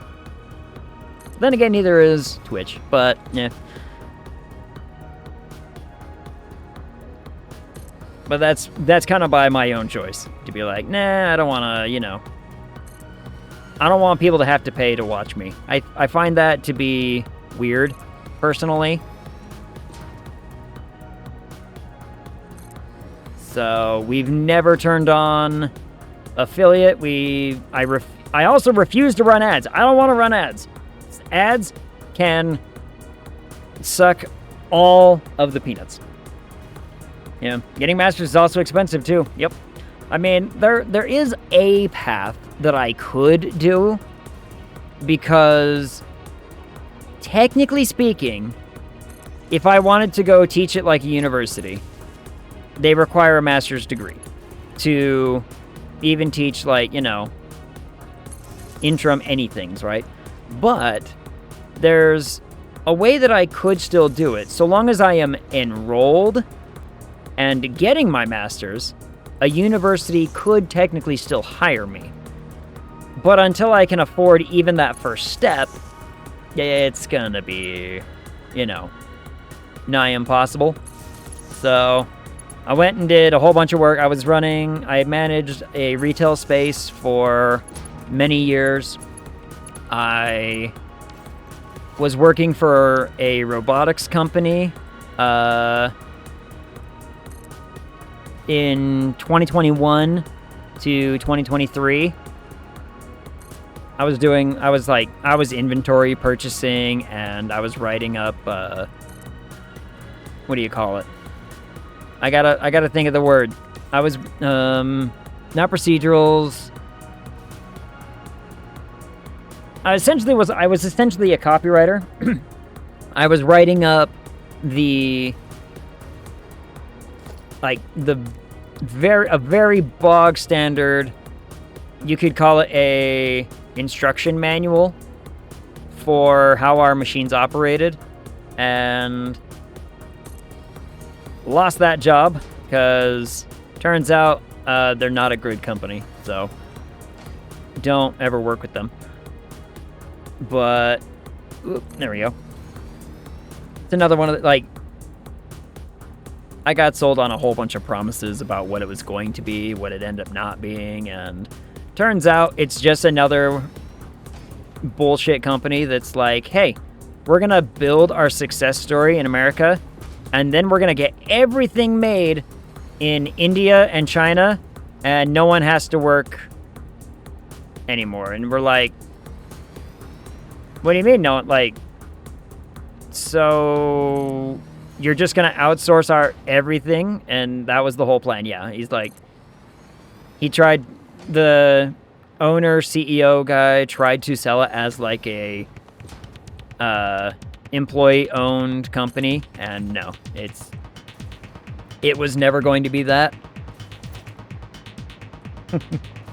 Man's getting sued right now too, so I can't be happier.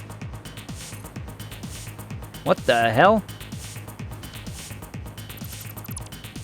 I don't know how I just did that.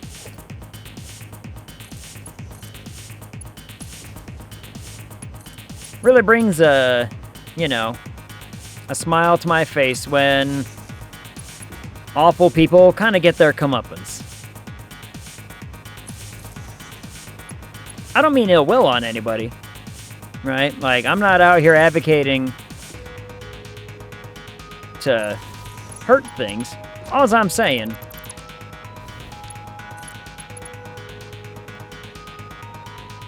is that there are people out there who do bad for their own gain, and when the world finally realizes what's going on and decides to bite them, I find it, humbling. People who, fall to their own hubris, as it were. You know what I mean? That's the kind of story I'm in on.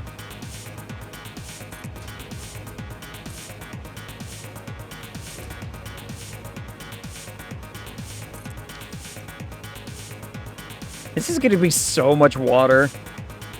Holy crap. This is gonna be so much. Looks cool though. Looks cool. Oh, speaking of fantasy and whatnot though. Anybody else see I think I talked about this a little bit earlier. Anybody else see the announcement trailer, the release trailer for Fable coming out in fall of this year? I'm excited. I'm excited. Something that my superstitious grandma told me was that, well, she is scared of evil spirits. She's even more scared of humans. Fable seemed cool. I'm excited. I read the interview that the team lead basically wrote, or did, in response to a lot of questions and whatnot, and I like his answer when they asked him, what is going to set this apart from the other popular fantasy games right now, and he said, Fable's not a fantasy game. Fable is a fairy tale game. And I'm like, you know what? Man's right. I have loved the Fable series since its inception. Even when this one got like a ton of, we'll call it flack, way back in the whatever, I was still in. I'm like, I'm sold. I'm good. I just hope it's not a bad launch. Me too. I mean, the only thing I could see maybe going wrong is if they try to be too exclusive with it. I think, like, if they tried to release it as just Xbox or something, people are going to be like, it's too exclusive, I don't want to play it, and it's going to hurt initial sales and initial popularity. I was worried after them having development troubles. Yeah. Well, and I mean, it's a studio who has never done a game like that. Like, this is it's the company who did Forza, right? Like, a racing game. And people were like, really? Like, you guys gave this to a racing game studio to build? Like, a lot of people were skeptical. I'll even admit, I was skeptical. Have you done the math on how much water you need? How many of these are you building, and what for? Yes, I have, Spunk. I need... Here, you know what? Let me get the exact number real fast. I need... 90... 102... 126,000 water in a constant flow. So we need 126,000 water to be constantly moving through this system. And it's all for the nuclear power plant. All of it. All of it is for the nuclear reactors. So per minute, each one does 60, if I remember right. Yep. So, and that's not because water works a little different, because it's, per minute or what have you, right? And so, yeah, we need that 126,000 water being pumped per minute in order to maintain all of our nuclear power plants. PS5 YouTube channel uploaded the Fable trailer, so I'm assuming it's going to be up for PS5 too. It's going to be on PS5, Xbox, and Steam, from what I saw. So, when it comes out in the fall, Lord knows I'm playing it. Like, I will sell a kidney if I have to get my hands on a copy of Fable when it comes out. Because I'm gonna. Might start a new run on this soon. On Satisfactory? Yeah! Also, so, you see all the way to the end of there? That's how much of these I need to build. The math comes out to every single one of these wall sections here needs 6 lines of 600, and it's gonna go all the way down to the end. I mean, just the sight of, like, this alone is so cool to me. I don't know if if that's just me. I think it looks pretty awesome. And I'm excited for when it's gonna be entirely built. But like I said, I mean, I had a Friday where, I had it today where I don't need a ton of, there was, it's essentially what it comes down to. There was a game switch where I had something scheduled, but somebody needed a day off, and I was like, absolutely, take the day off. I'm not gonna, pressure nobody to go stepping out of what they can't or cannot do. And so, let me get that. Bring the line back. Come on. There you are.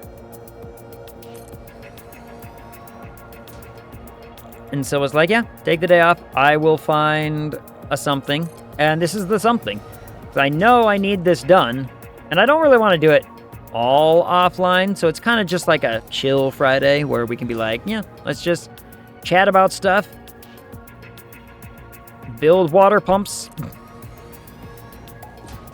And the only thing I will build offline are those things. Because they just take a ton of resources that need too much time replenishing in the dimensional depot for me to,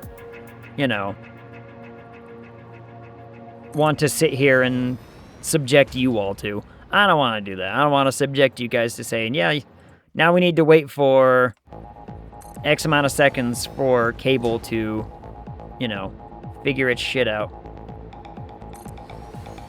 So, those I'll probably build offline, but... Whoop, there we were. But at least this is like, I don't stop building.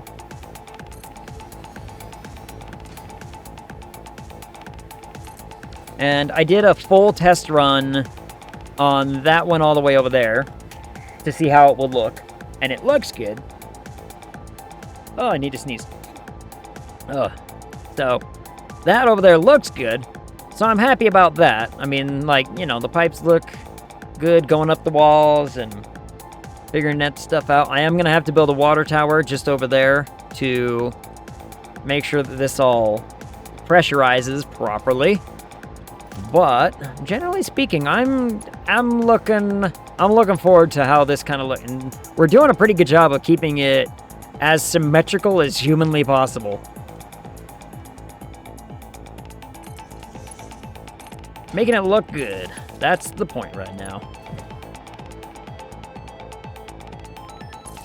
I mean, these might not line up perfectly, but... Oh, not there. But at a distance, you'll never know.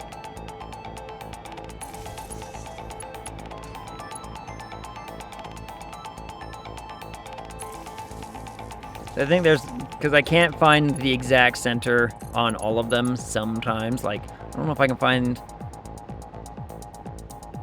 There we go.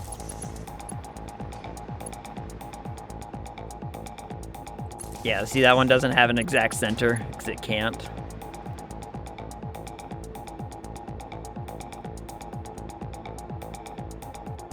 A little bit off of, true center, but not bad. Not bad.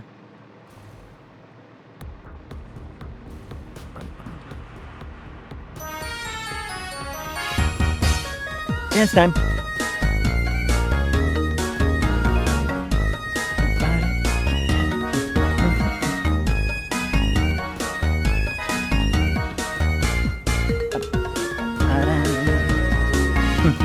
Yeah. What up, Darkstar? How's it going?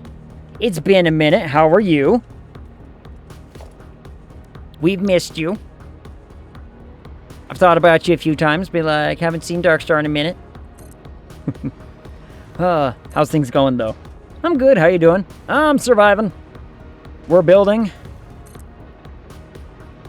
Just doing some, some big factory building. Darkstar, I don't know if you've been around to see some of my progress on this.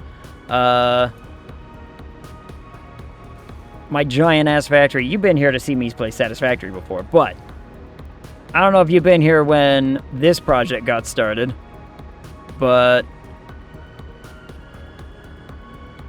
look at how big this is getting. It's getting big. Oh. This is my new power plant. Holy shit. Yep. This is my new power plant, and it's going to keep going. I haven't finished building all of these yet. There's still like 40. Nope, 40. There's still numbers. 100 more of these to build. So we'll build 100 more of these. All the factories over there doing stuff. My factory over there doing stuff. It's big. I'm pretty certain we've surpassed the 100-hour mark in doing this stuff. So, what up, Toscan? More Satisfactory? Yeah. Well, Sons of the Forest had to cancel because Grim needed a night off. So I was like, yeah, absolutely take the night off.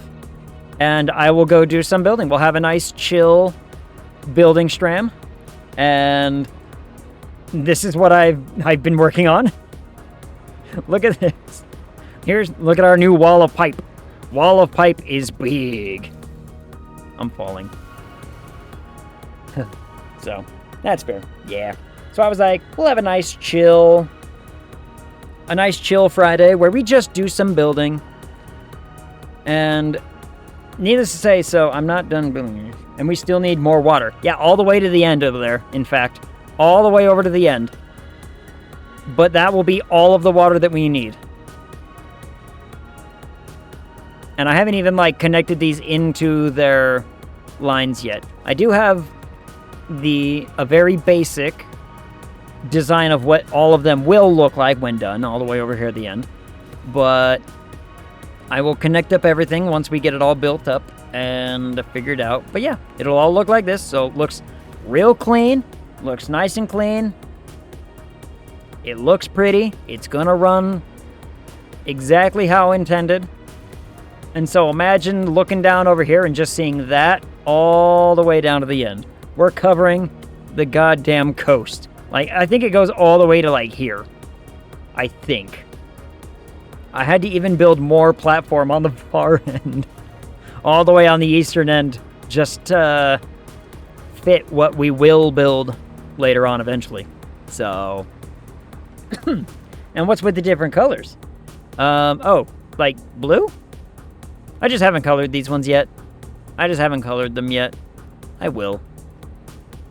I did this one from like start to finish just to get a mock-up of what it will look like and how I kind of wanted it. So that way, once I was done, I knew kind of what I was looking for. I do need to, and then I need to build a water tower and connect all of them together.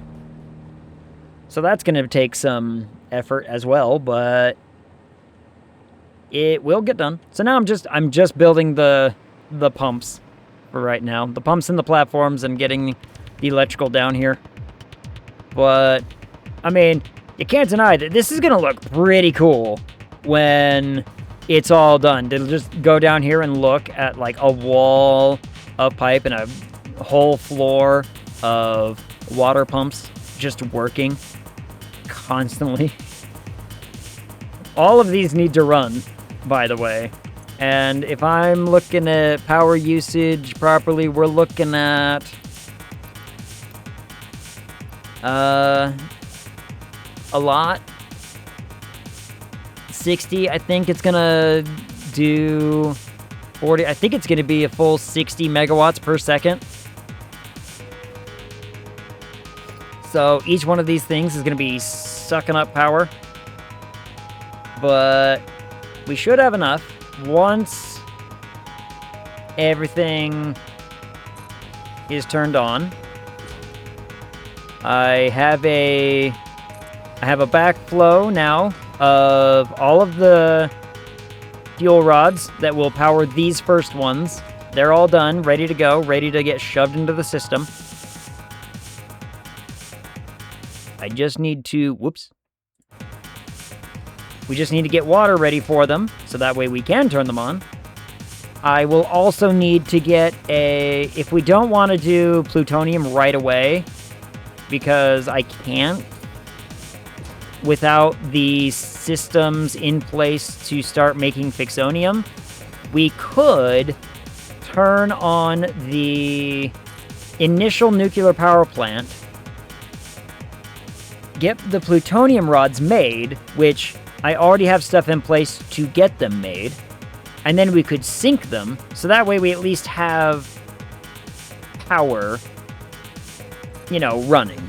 We could have the nuclear power plant actively working with, I believe it would be like 500 plus 220, 700 and just shy of 700 and whatever power to our grid, which should be enough. I mean, if I run everything right now, we're only going to be using, like, I think it's only just shy of 400, so we know everything can run. We're just going crazy. Let me see, actually. Like, yeah, max consumption is like 356, and that's only the stuff that's connected. I haven't connected any of these yet, so they're not getting counted into the grid, but you know, we'll just do a nice round 400. We'll say 400 power, 400,000 power is going to be needed to run everything, and our initial nuclear power plant should be able to handle all of that. So once we get the water done, we could... I do need to get other logistics up there done, though, like belting and splitters and other nonsense figured out, but once that's done, we can turn those on. I don't know how soon that's going to be. Only 6 more until I'm done with the first row, and then another row that's pretty much identical, and then a small row. So we are not halfway. I don't know. So much progress. Quite impressive. I aim to please. I aim to impress. Haha. Tascan, how was stream today, by the way? I was only able to, like, pop in and lurk for a little bit. I've been doing a ton of Silent Hill editing today, which, you know, is going good. If I continue on at the rate I'm going, I should have all of the cuts done by next week, which needs to be the case, because otherwise,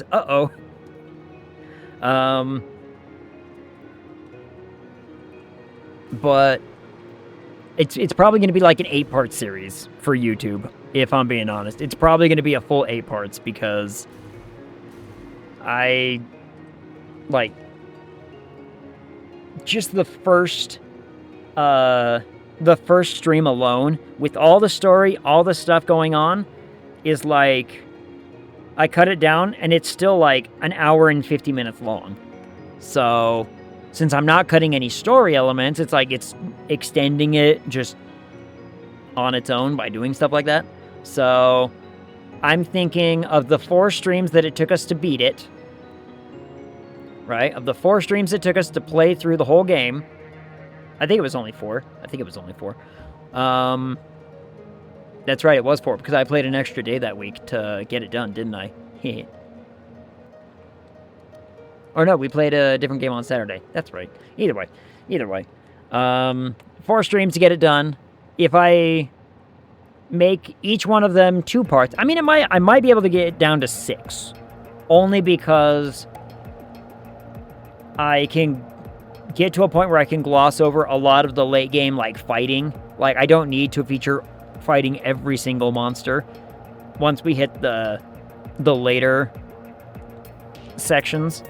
I included a bunch of it for the first parts, because it's like, yeah, like, let's show us fighting a monster and doing this and see how good it gets, and gradually I can cut that down shorter. So it was excellent. Made a big jump in the story tonight. There was such a good fight scene that could only be from Indiana Jones with the antics. Did you shoot him? I'm assuming you just shot somebody.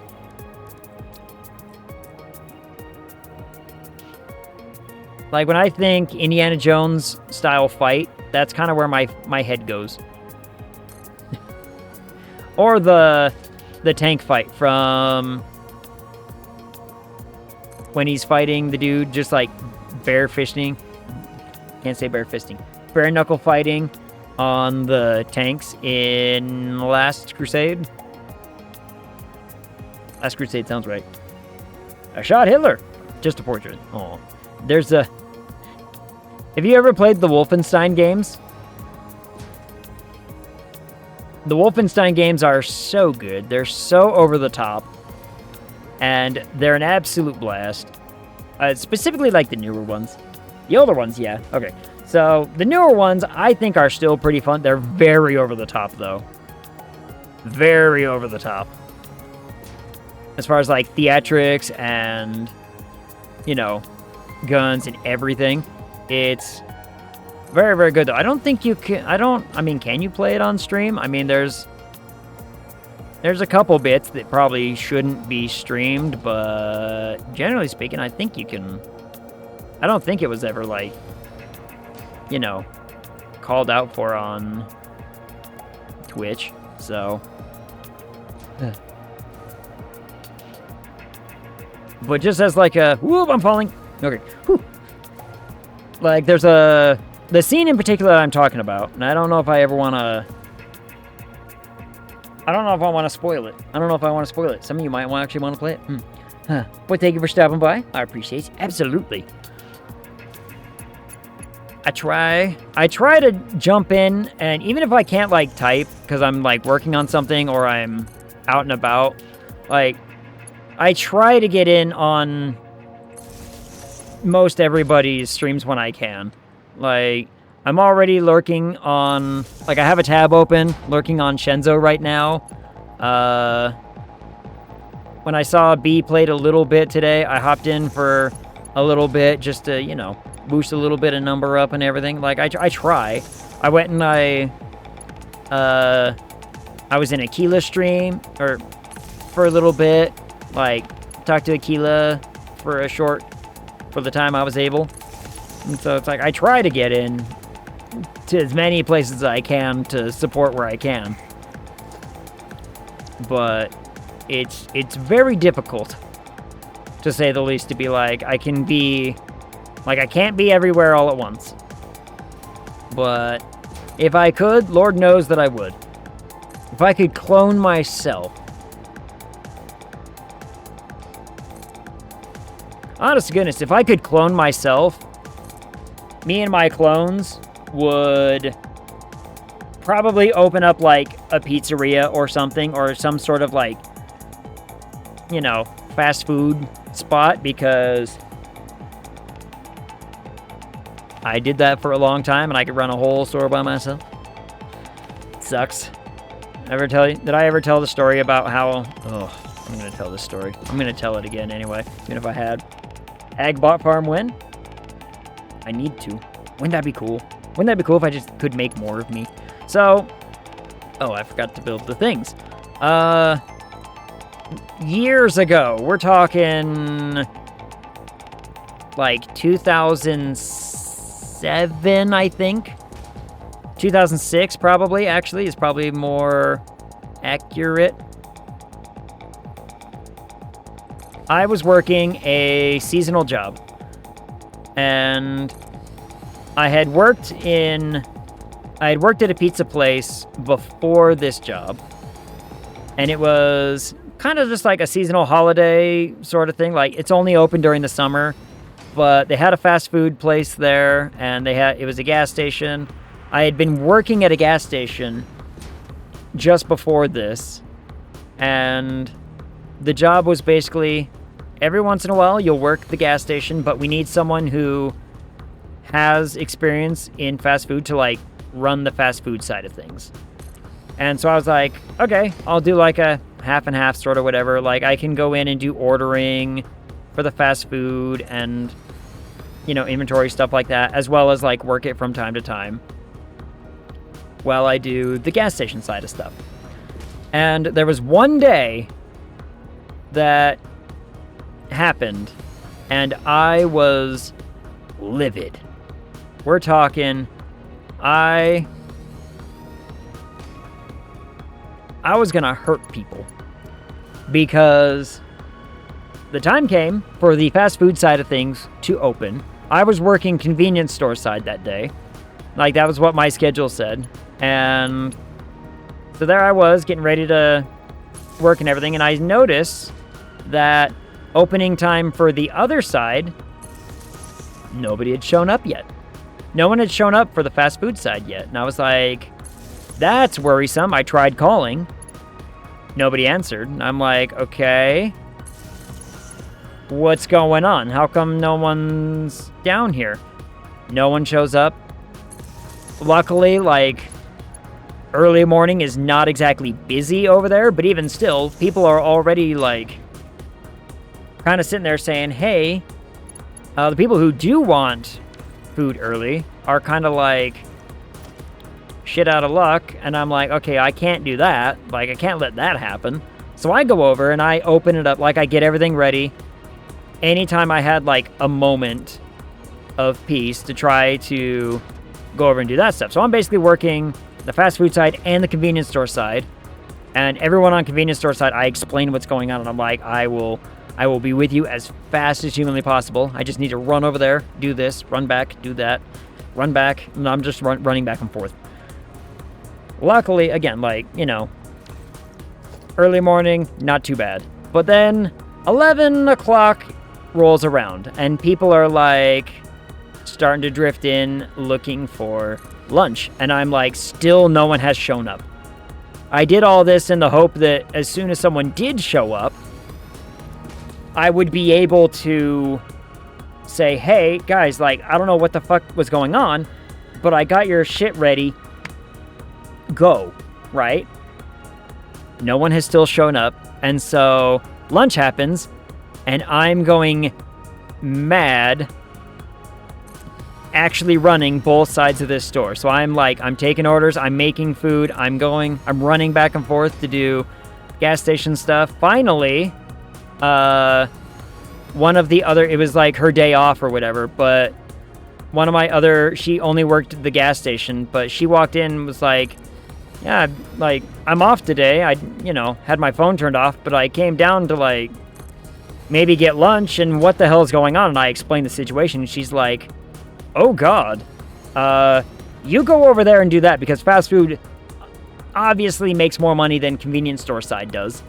So she's like, go do that, and I'll keep trying to hound down these people who are supposed to be working and see what can happen, right?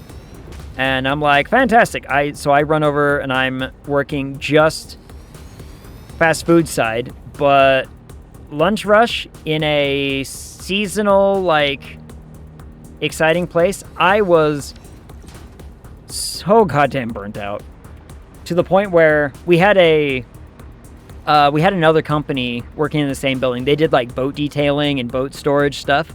A couple of those guys came in and were like, did the same thing. They're like, it's about 2 o'clock. We're looking for food. And they come in. They're like, what's going on? And I'm like, people decided not to be here today. So I'm doing this. Like, I used to be running both sides, but so-and-so was able to come in and is now doing convenience store side for me on her day off. And so she's going to get all the overtime pay, and and when ownership says, hey, what the hell? I'm going to say, I don't give a shit. They even volunteered to come help me, because I was like, here's all I need you to do. It's, you know, put like 20 burgers down, flip them when this timer goes off, and then just put them here. I don't need you doing anything other than that. Other dude, I'm just like, put fries in, put them down. When the timer goes off, take them out. I don't need you doing anything more than that. I will do everything else, because I can't just suddenly recruit these people to actually work, and, it's like, it's just very simple stuff. Then they want to play gas station simulator. And I did that until 8 p.m. I wasn't even supposed to be there for that long of a day. I came in at 7 a.m. to do my convenience store side. I worked until 8 p.m. And at that point, there were a few stragglers, but usually around like 8 p.m. during summers, like it's only convenience store side that's getting a lot of the hype. I shut down the fast food side early, and I told everyone, I'm sorry. Here's the story. Here's the situation. I made so many dollars in tips that day from fast food side. And naturally, I bought anybody who helped me out. I bought them, lunch and dinner. And I'm like, it's on me, because thank God, you guys were able to help me. And about So I'm like cleaning up, and about 8:30, 8:45 rolls around, and who would show up but the people who were supposed to work that day? And they walk up and they're like, you know, what's going on? How come you're like closing up all by yourself? And I lost my shit. I was like to clean up a little bit of what I said, I told them to get the fuck out of my sight right this instant. Like, get out. I don't want their help. I don't want anything. So I went back to cleaning up stuff. I used a lot more colorful language. I'll say that for free. And some of the stuff that I said and threatened with, I talked to the lady who was working the convenience store side later, and I asked her, because she told me, she's like, yeah, when you came out and cursed them out, like, you know, like you did, they came up to me and they asked, like, can he do that? And she just laughed and said, he just did. I would probably do as he says, because I've seen what he's had to go through. And needless to say, did not go well for them, but went great for me, because I made overtime pay and a bunch of money in tips.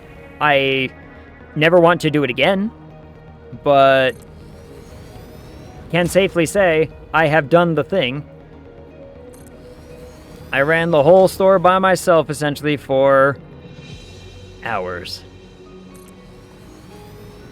That was not a terrible job, too. It's like, once the season got late enough for business to, like, slow down enough that fast food didn't need to be open anymore, all the people that we had hired for fast food left. And then I stayed on for another 3 or 4 weeks. I think 4 weeks, doing the convenience store side. And I worked 7 days a week from 7 a.m. to 11 p.m. And I was actually like, it was fine. Like, I actually volunteered to do it because, I kid you not, I would sit behind the counter. I brought in a chair, like a nice chair, and I would just read books for most of the time. I think the most, once the like holiday, or again, once the summer season had really kind of dipped, we still needed people to be around because there were still people going, but not enough to, like, you know, have a full staff. And so I think the most, I can't say the most, the fewest amount of people I saw in one day during that, like, you know, 7 to 11 kind of shift was, I think the lowest I saw was maybe 3 customers, and who actually, like, needed to come in and do anything. Most people were just like, it's a, you know, I worked in a place where people go boating, right? The vast majority of people during off season, they showed up, they wanted gas, and that was it. And so I saw a bunch of people, like, pull up to the store and be like, we're just gonna get gas and be on our way. And I'm like, okay, cool.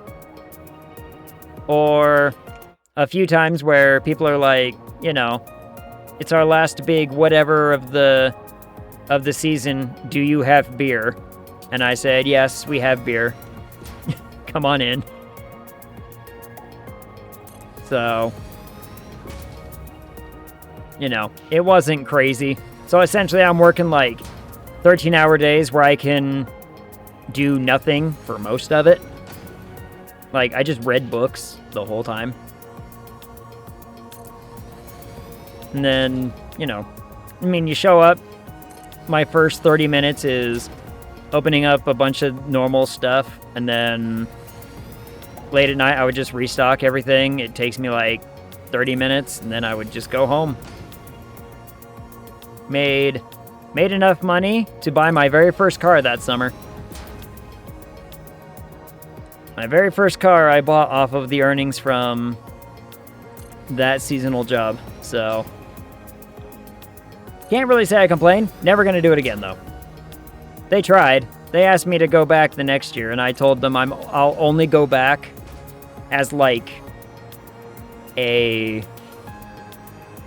you know, in case of emergency, or it's like, hey, this particular Saturday is, like, a holiday Saturday. It's gonna be crazy. Can you come help? And I'll be like, I'll come do stuff like that, but generally speaking, I'm not gonna go live there again.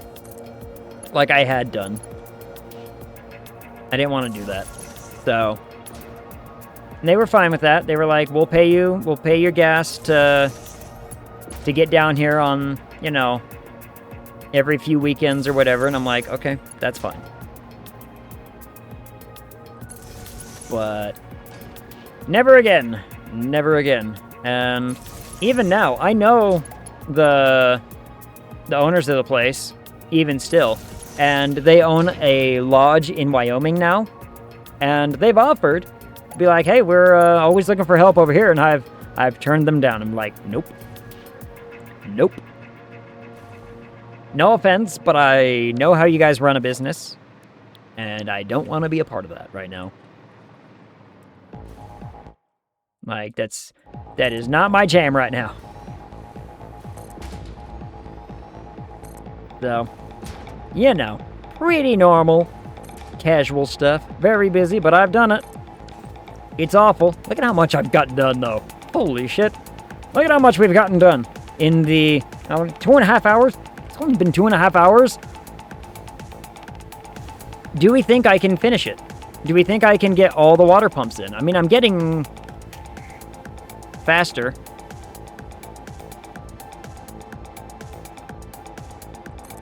I'm getting a little bit faster at doing this. And we found out there's no way for me to blueprint this, so I'm not gonna. Like, I tried. The game actively says that you cannot even place this machine inside of a blueprint zone. So, unfortunate.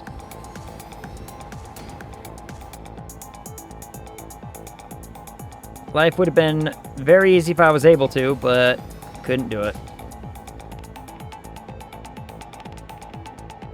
Come on, how are you not lining up?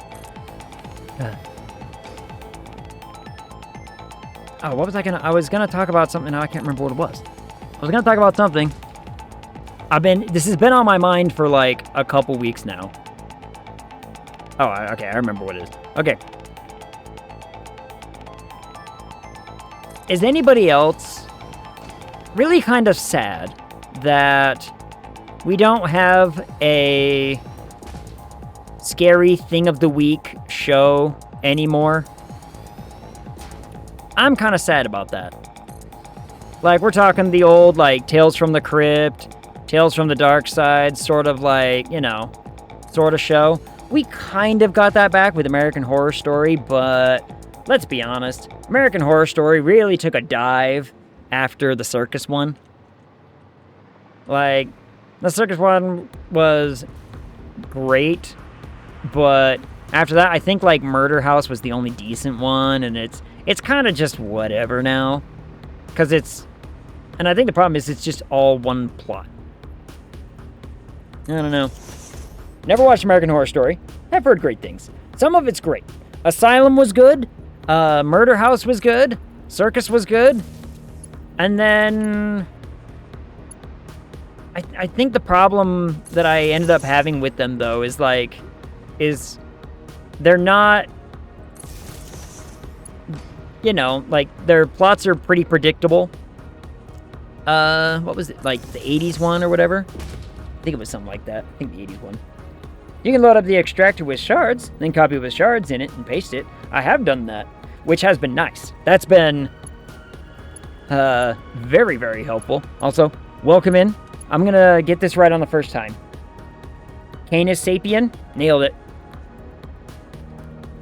Nailed it. Nailed it on the first try. I'm the best. How are you? How goes your Friday? Friday? Maybe Saturday. I don't know. It's Saturday for Joe, so we're like, you know, I'm being, you know, careful about it. But Yeah, so all the way down at the end is what I did. You can just do a copy-paste with all your power shards and everything and just slap them in there. That I have done. Not yet, though. I'm still trying to get them all built. Which, we are now... 1, 2.5. 2.5. I've got one, so we got 1.5 more to go.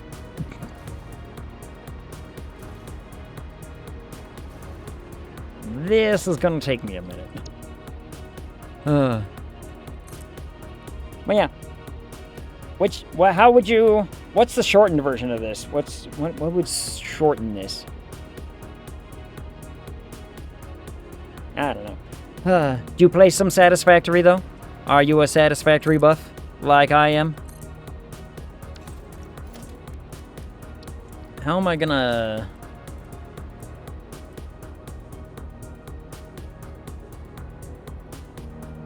Ooh.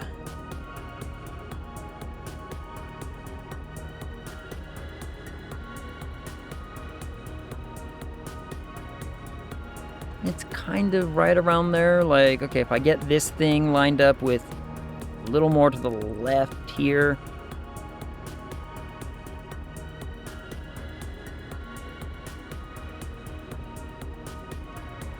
You know what? I kind of have an idea. Hear me out. To make sure that it lines up with my other things.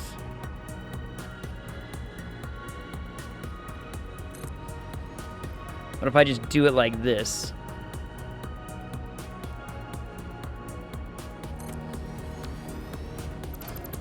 There we go.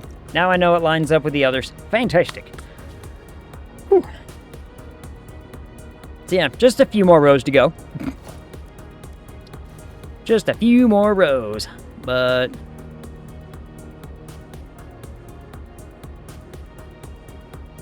what was I talking about? Oh, like... Scary things. I miss the old, like, Tales from the Crypt style. Like, we don't have a fun thing of the week anymore. So, it makes me sad. It's all, like, long form. I want short form, more short form. I completed the game on my second playthrough. Planning to go big this round. Nice. We beat this one already. This map is technically already beaten. But I've never built a nuclear power plant before, so I'm doing that. That's kind of the whole point of this, by the way, is the giant nuclear power plant. So, when you say, go big, oh, we gone big, you are in the right place. You are in the right place for that. Like, our home base is all the way over here, and you can see all of our nonsense, but, yeah. I've never built a nuclear power plant before, so I decided I'm going to use all of the uranium in the world, and I'm going to do it. And that's what we're doing. This will use all of the uranium in the world, and I'm not even done building it. I've got a lot of systems ready to go, but now we're working on water. Now I need all the water down here. So... I'm going to die! Oh my goodness. Oh, what up, Shade? Thanks for the lurk. How are you? How goes things? Shade, I have a new game I need to make you play. I have a new game that you must come and try. Hi, Egg. What up? I made Eli play it for testing purposes. But I am going to need more testing. Whoops, I fell. More testing will be needed. I think I talked about it on stream already, did I not? I think I did. I can't remember. I can't remember if I did. Pretty sure I did. Oh well, even if I didn't, or even if I did, I'll just say it again. So, I made a card game. And preliminary tests say that it works.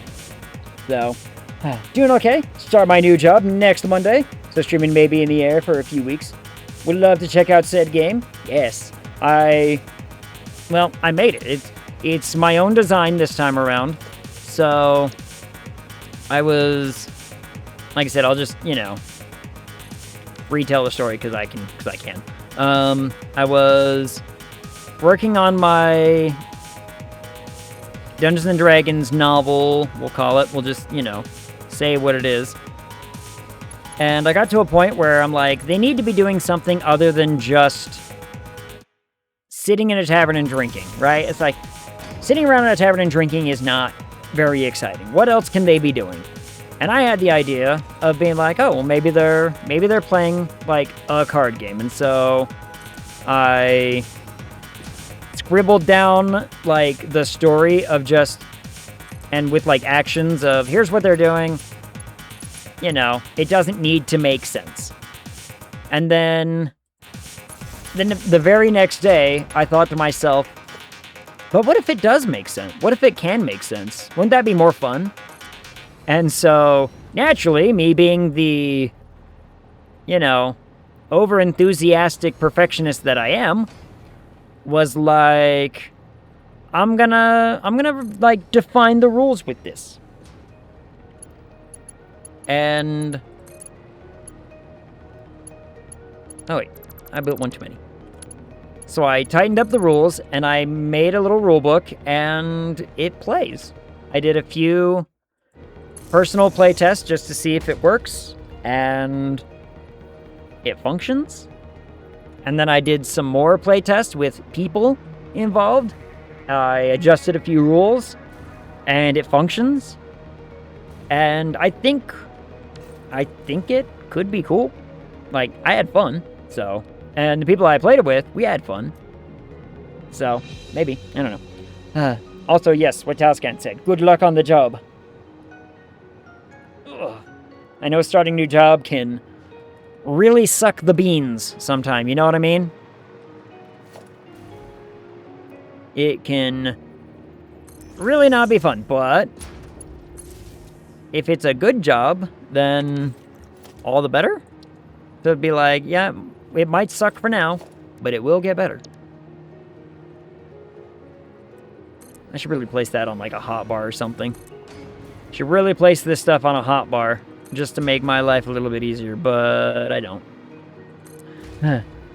That's awesome. I've done the same thing, at least only on paper. That's cool that you got it down, tested it. And I think my favorite part about it, though, my favorite part about the game is that it can be played with any deck of cards. It can be played on a standard deck of cards minus some cards. Because it only uses like 36 cards to play. It works for 2, 3, 4, and 6 players. Doesn't work with 5. It doesn't work with 5. And I've thought of ways to maybe make it work with 5 without breaking the game. And there's a couple options you could do, so you could make it work. But generally speaking, it's like, It's like, oh, you only have, you have 5 friends that want to play the game. Go make a 6th one real fast. Like, just make it happen.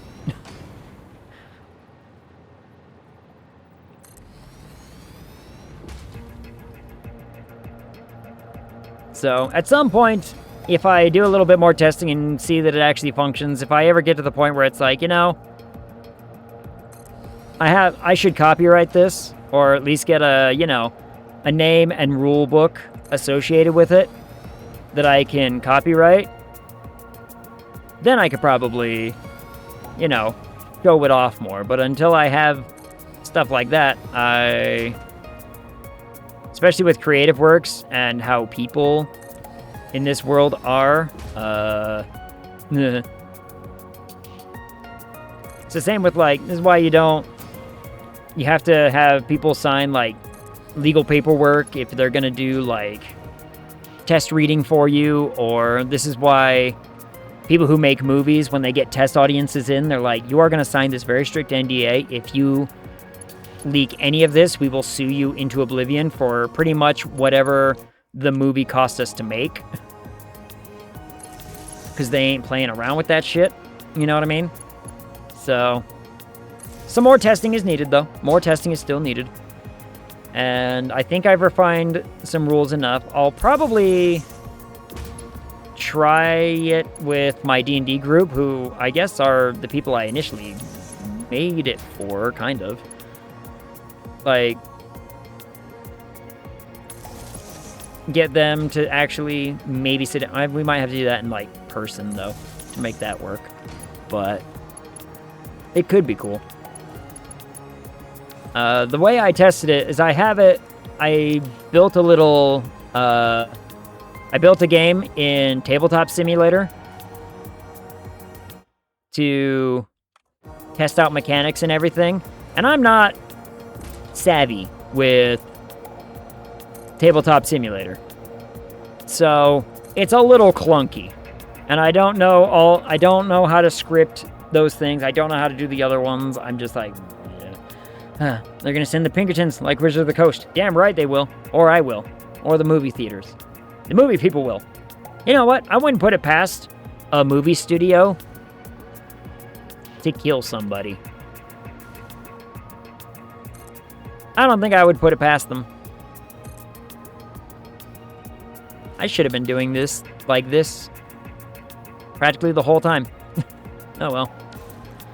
Oh well. Got another interview later in February. Supposedly like 30 minutes away from where I live, but def further or at least longer. Gotcha.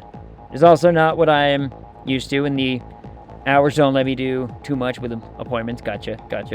See how it goes. Yeah. I'd love to play test it. Sign anything as long as I get a playtest credit, so I can add that on my resume. Yeah, meant to say is. Yeah.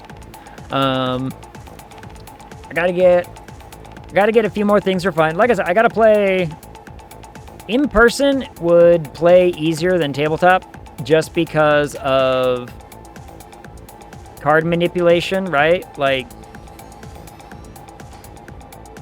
it just flows and works better when a rule says, you know, pick up a card and look at it and then choose what to do with it, sort of mechanic, right? It's like, it works in tabletop sim, but it's much, much easier when someone can actually physically grab something. So I need to do I want to do some physical testing, because as it stands right now, Tabletop Simulator was great for what I did, but if I wanted to, like, change some rules to add a little bit more manipulation to, like, where cards go, it would probably need physical testing for that. Not to say that I'm, like, you know, I'll probably still do some tabletop sim testing. So, you know, watch a video of this person visiting the Flahavens, I don't know how to pronounce that, factory, oats company, gotcha. Current head of the factory lives across the field. That would be fun. Guy was like, wow, must be nice to live next to the workplace. And the workers joked, saying, no. No. I've done that, where you live, like, almost on property at the job, like my seasonal job I was just talking about. I lived on the property, and, like, we're talking a 5-minute walk or a 1.5-minute drive. And can say, from experience, hell nah. Must be at least 30 minutes by car. Mm-hmm. Must be. I mean, 30 minutes if I could live like 15 minutes away. If I lived like 15 minutes away from my place of work, that would be like ideal. Because then I could be like, yeah, I could leave half an hour early to get to work, because in case there's like weather or something weird happens, then I could be like, I'm not crazy out of my way. But my last job, I had a 1-hour commute, and that sucked. And that was awful. Need to make sure I was lining these up proper. Like, a 1-hour commute was too much. There's no public transport to go out there, so it's basically like, yeah, you are quite literally going to another city. You always want some distance. One of my first professional jobs, I could literally see the office from my front window. Woof. Yeah, I need a physical disconnect from work. To be away from it, not threaten me, from my front door. Yeah, right. No one wants to open their windows in the morning to see their office building staring at them. That would be awful. Be like, man, it's so nice outside. Fuck you. No. That's the first thing you get to see in the morning when you open your windows. You open up the blinds and it's like, hey, look. It's that place I hate. I mean, I will always advocate and tell people to advocate for a good work-life balance, because our modern society is really not giving a shit about that. Like, I have seen interviews with, like, big-time CEOs who are like, what do you mean you don't want to work 60 hours a week? I work 70 hours a week. What's the problem? It's like, bro, go fuck yourself. Not everybody wants to do that, needs to do that, should do that. Some people are adapt to it. That's fine. I aim for about 20-25 minutes. That's how I decided when I was going to live. Made a radius around the job site first, and looked at neighborhoods, houses I like. Apparently the current head of the company is the 7th generation. God damn. Stay in that much. Yeah, CEO has a stake in the company. Workers generally do not. Employees get paid to do their jobs and not to care. Exactly, Fade. Exactly.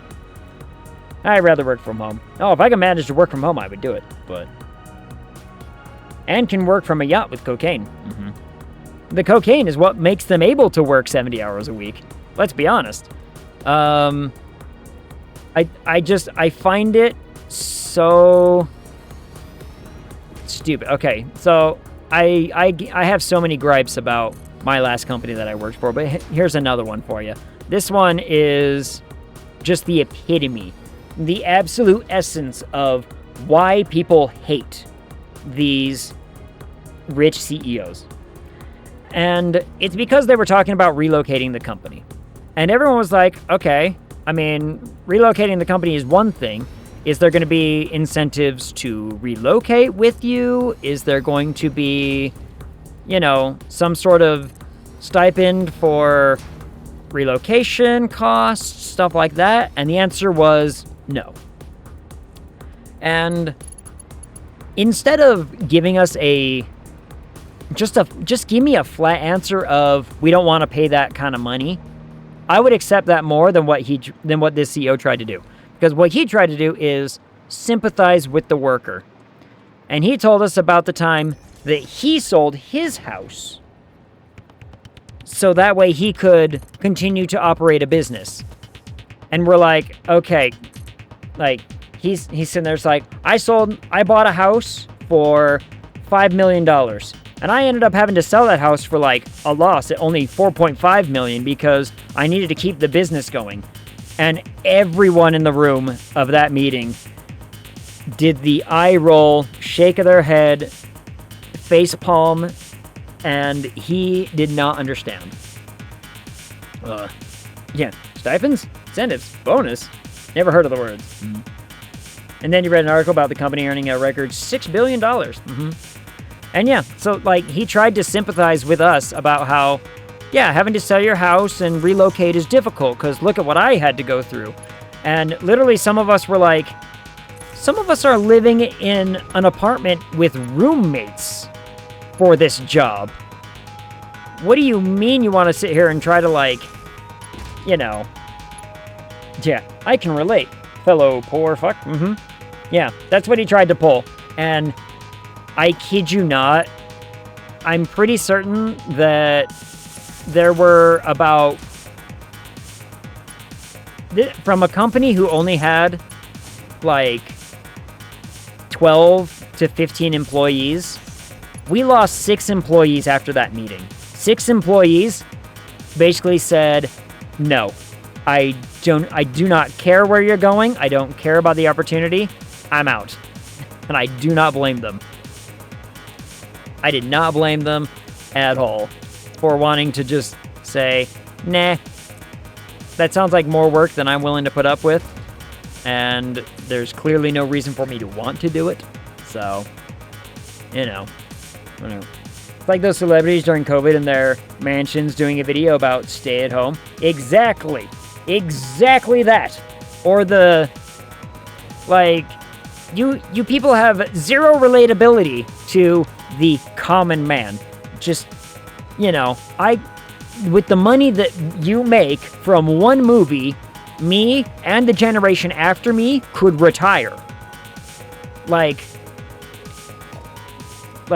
these celebrities have no idea what's going on in the world. They are, you know, delusional to the point where you don't actually know what's going... Like, you maybe at one point did. Like, there are the occasional celebrity who's like, you know, yeah, I was waiting tables before I got my first big acting gig. But the difference is, those actors, when, you know, questions like that come up, they shut their fucking mouth.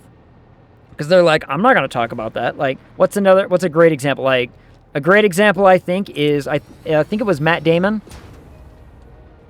who, like, his mother was a teacher, and he actively is like, I'm going to go out and, you know, go to the fundraising events that benefit teachers because, you know, I've been there. I lived it. This is what I grew up on this kind of money. Teachers deserve more money. And I'm like, that I can respect. He steps up. He does the work. He doesn't just make a video from his couch to sit there and say, hey, you guys need to, like, support X, Y, and Z. He's like, he actually goes out and does it. Or the guy who, oh, I cannot for the life of me remember the actor's name. The guy who played Lieutenant Dan in Forrest Gump. Y'all know who I'm talking about. Goes out of his way to do, like, fundraising for veterans and all that business, and does it, like, as much as a full-time job. Like, apart from acting. Yeah, his name's Lieutenant Dan.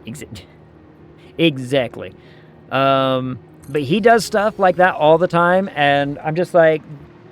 And again, you never hear about them in the public media making the dumb, you know, the dumb videos because they're actually out there doing stuff. And I'm like, those kind of people, I can appreciate. People who are doing something with their wealth as opposed to, you know, buying a new mansion and then complaining when they have to sell their other one. People. Rich people, am I right?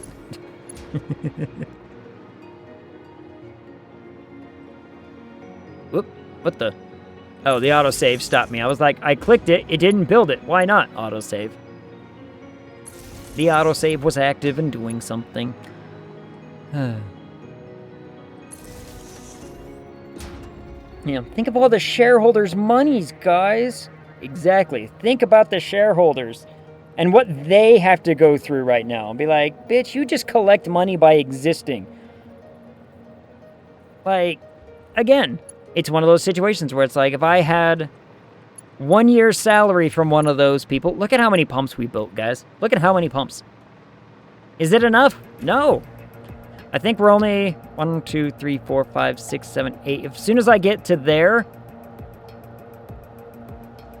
No, I think I might be about halfway done now. I think we might be about halfway. But yeah, it's just... And I'm not one of those... I'm also not really one of those, like, tax the rich political people ones, right? It's like, look,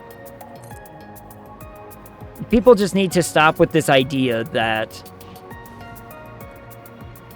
Yeah, I am. You can be. I don't mind.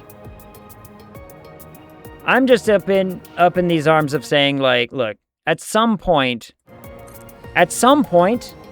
you have enough money, right? Like, at some point, you can look at someone and say, you have earned enough money. Please, for the love of God, do something else with it. It's not, like, rocket science. I'm not asking to turn the world upside down. Some people are, and I support everybody and what they believe and want to do. I'm not going to tell them no, that they can't do that. And I'm not even going to, like, disagree with the whole tax the rich more. It's just, I'm not picketing for it, essentially, right? You know? Capitalism is humanity's worst idea. Worse than Crocs? Worse than socks with sandals? Let's be honest. Socks with sandals? It's kind of up there. It's kind of up there. Capitalism invented Crocs. I mean, yeah, you're not wrong. You're not wrong. But we could still be mad at them. They're kind of the epitome of what is everything that is wrong with capitalism. Crocs are kind of the linchpin of, like, this is why capitalism bad. It's one of these things right here. And especially with, you know, other situations. Again, it's going back to companies that I have worked for that, without hesitation, figured out, hey, we can, you know, produce all of our products that you guys are making cheaper in India, so we're going to do that and say goodbye to your jobs.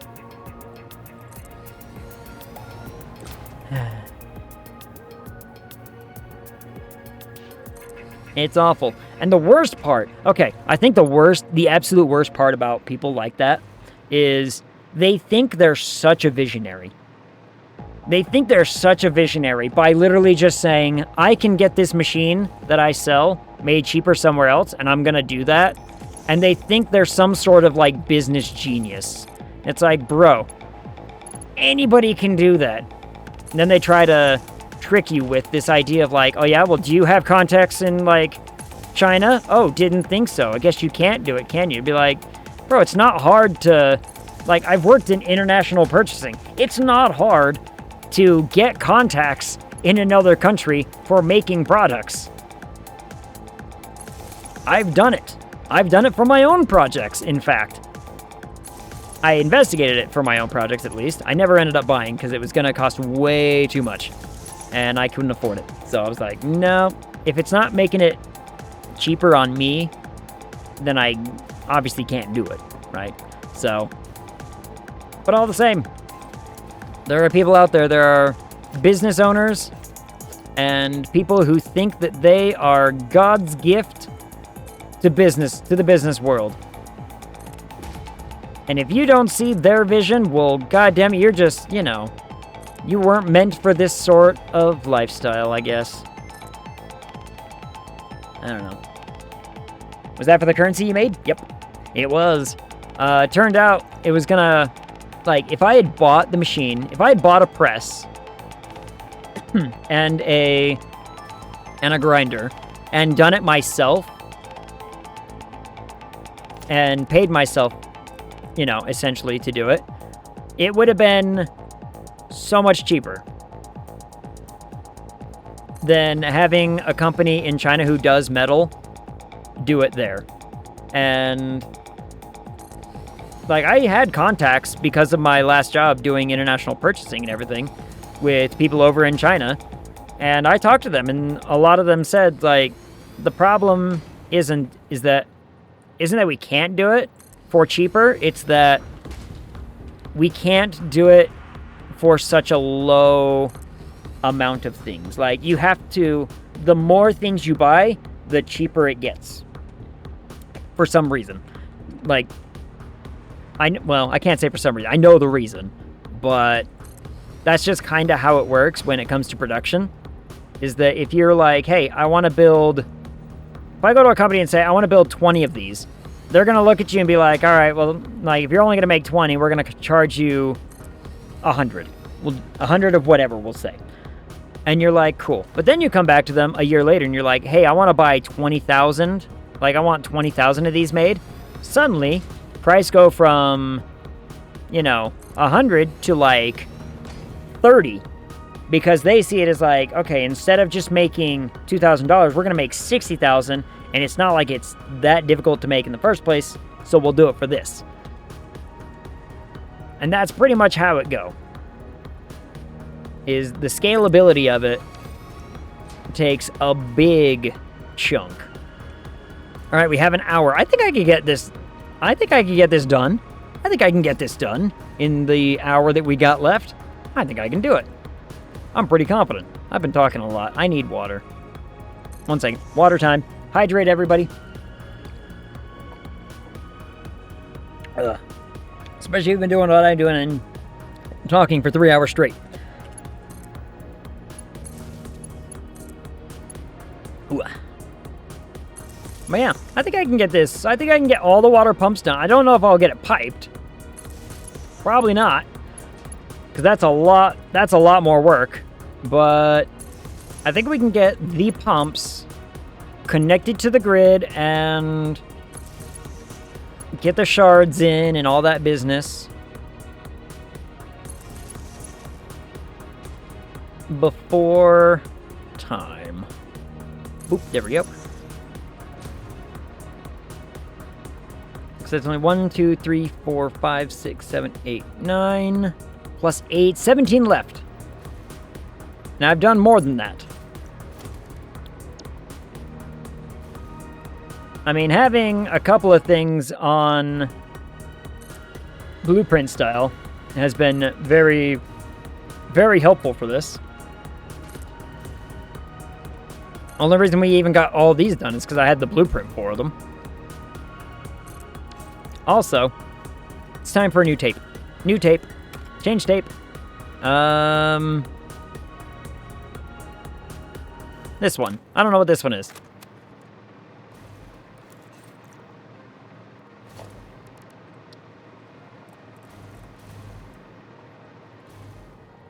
Oh, I know this one. This one's a good one. It's a nice chill one. Nice and calm. Overlapping. Oh, there it is. It's like, what's overlapping? And luckily, because of stuff back at home, I am always going to have enough of these things in the system to just build as many of these as I want and not have to worry. So we can just build these en masse all the way until I don't need to anymore. But the other benefit of a lot of this is that once I get this water done, that's all of the water I need for all of the nuclear reactors.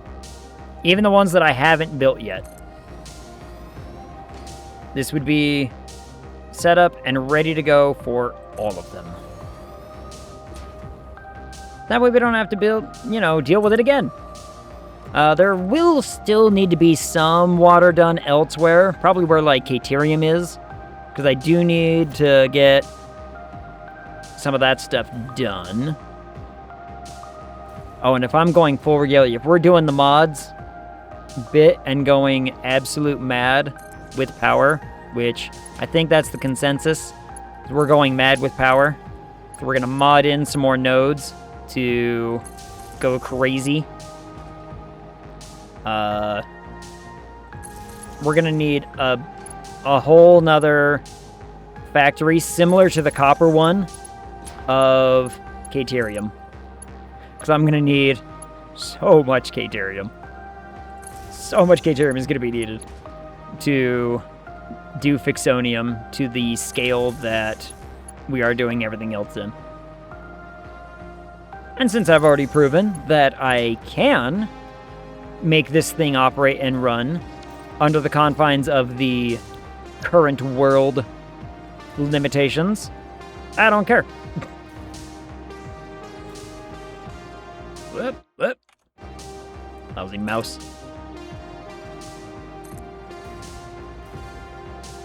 I've already proven that I can do it, that we could do it. It's just that we're missing out on such an opportunity to build even bigger and even scarier.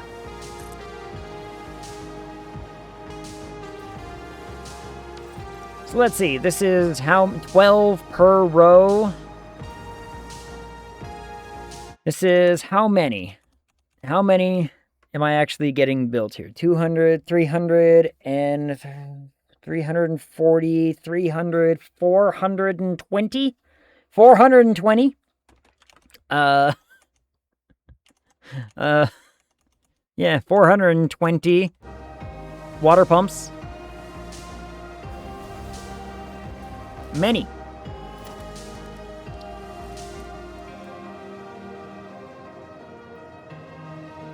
Just for nuclear reactors. Not even counting other things like the copper or the iron or anything else. It's like, nope, this is just for the nuclear stuff.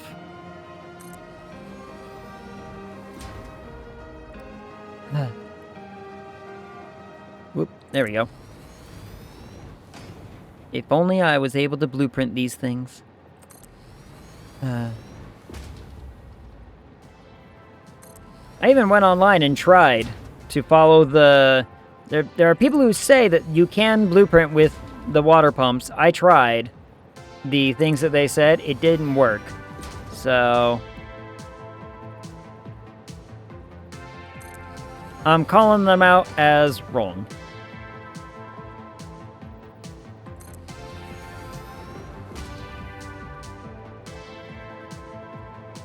Or just outdated. It's probably like pre 1.1, you know, build. So.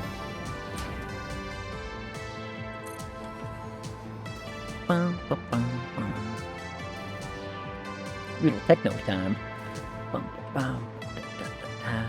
Let's see.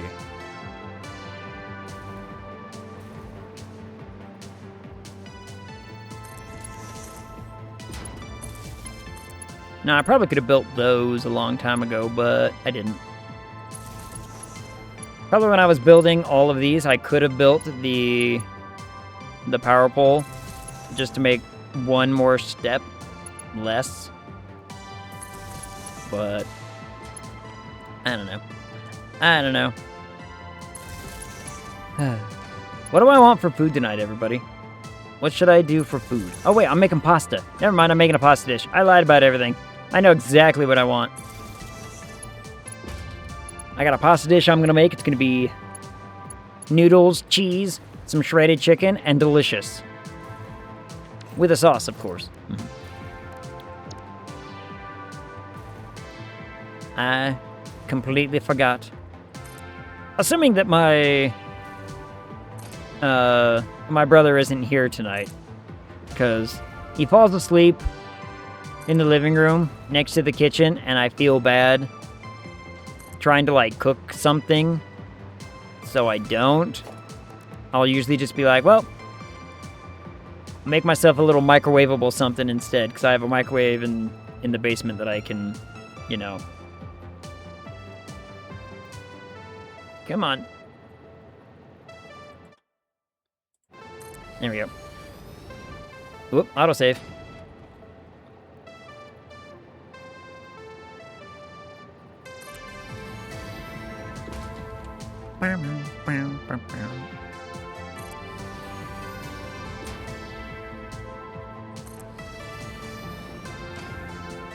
Considering how tedious this is, it is gonna look pretty good once it's all done. I mean, so far, everything's lining up perfectly. We haven't had to run into any problems with that yet.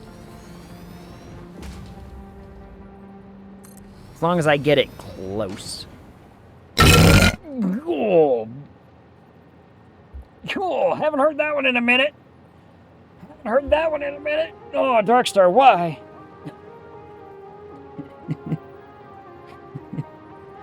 Oh. Alright, if anybody else has a stream on that hasn't heard that one before, you're welcome. Thanks, Chad. Put your fam. I still blame Chad for giving me that soundbite and saying you should use this, and I'm like, okay. I agreed. And I'm pretty certain he told me to do it only because of the amount of times I've used it on him. Yeah. I'm awake. Good.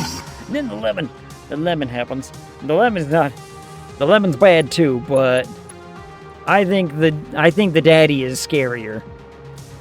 The daddy just, it happens so quick. Look at it on the bright side, Talscan. Look on the bright side. At least at least tomorrow is weekend, right? So you'd be like, look, now you're wide awake, you lose maybe an hour. But the benefits is that you can make that up by just not waking up in the morning.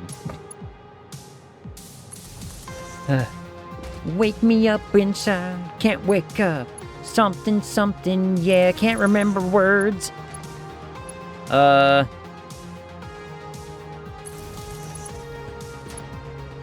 like how even that has reminded me of something. I've been on a kick of listening to music that I listened to all the way back in like 2005, 2006. Call me old-fashioned, but they just don't make music like that like anymore. The classic, like, you call it almost the emo punk, era. It's good stuff. I've been listening to Seosin, okay? I've been listening to Seosin again. Scary Daddy is my weekend name. Oddly, that is what they tell me as Scary Daddy. Tired? Can't wake up. But yeah, I've been listening to Seosin again, because they were a big deal in 2005, the year I graduated high school, and been catching up on their catalog of stuff, and I knew that they got their like original singer to come back for a while. I had no idea that he left again, and that they brought the same guy who replaced him joined the band again to replace him, and I'm like, okay, like, didn't you guys get rid of? So it's like, so here's the band, and they're like, we're gonna get Anthony to be our singer, and then he sings with the band for a couple of years, and then he leaves. And then they get Cove to come in and sing for them. And he sings with them for 4 years. Then he leaves. And then Anthony comes back for, a few things. And he's back full-time for 6 years. And then he leaves. And then they're like, all right, well, we're going to get Cove back again. And he's been playing with the band for the last 2 years. And I'm like, can you guys, like, just get 2 singers. Just get both of them to do the shows for you. Stop bouncing back and forth. I don't understand. Like, what is so difficult about just keeping a singer locked down to you guys for a while? Lousy autosave. I was so lined up and ready.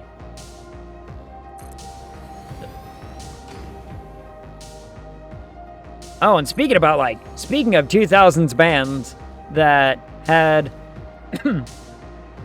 like kind of a resurgence, apparently Breaking Benjamin had an album come out last year. I listened to it, as it's pretty good.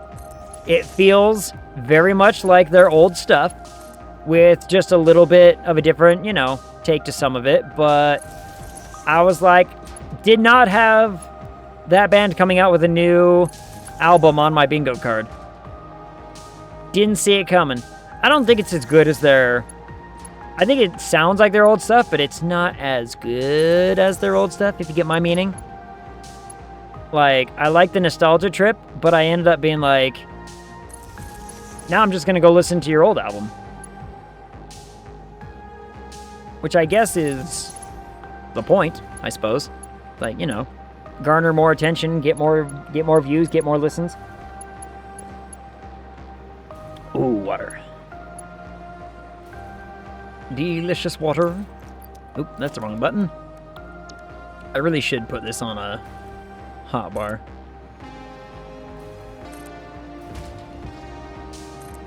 How much faster do you think it would go if I put it on a hot bar?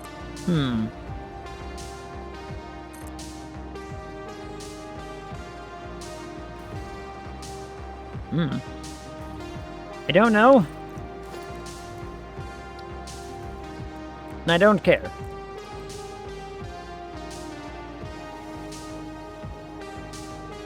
Mostly because I don't want to go through the juggling of, like, switching back and forth and then getting lost in what I was doing and wondering where my conveyor belt went.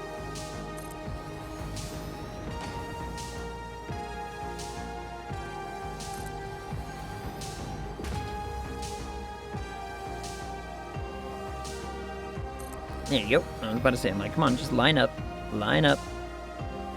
There you go.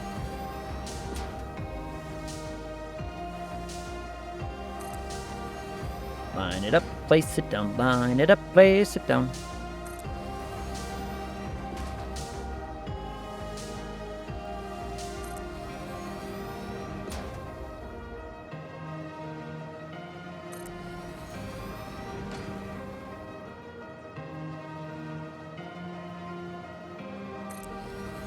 Oop. And... Oop.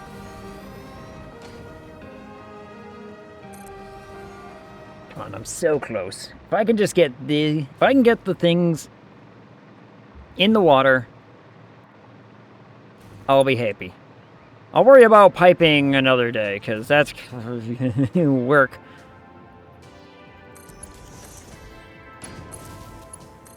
If I get done with this pump, with these pumps, maybe we'll go build our water tower to get it prepared for, you know, all this as well. That's because the water tower is going to be quick and easy. It's going to be real fast. Water tower is easy.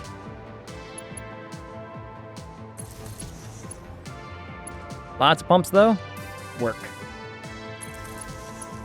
Oh, I need to get like a screenshot of some of this for friend of mine as well. One of my engineering friends that I used to work with, me and him played Factorio together, and he plays some Satisfactory from time to time. And last I talked to him about any of my build stuff going on here was when we were doing the, the rocket fuel plant, when I was changing that up. And so now I need to get him a picture of this one and be like, look what I made. And he'd be just like, dear God, why? I'm like, because I could. Because it took me hundreds of hours. That's why. In fact, I'm pretty sure that we have crossed the... Not just in this build, like, just this save, but this nuclear power plant, I'm pretty certain we've gone over the... You know, the 100 hour, maybe 100 hours on just this thing. Oh, maybe not. Maybe not. I wonder how much time I've spent doing this thing. I don't know if there's a good way for me to know that, actually. I guess I could just always go look back at how many... Look at all the VODs and say, hey, how many VODs is there? Average out, you know, 4 hours each. And just how many there are. We could probably figure it out that way.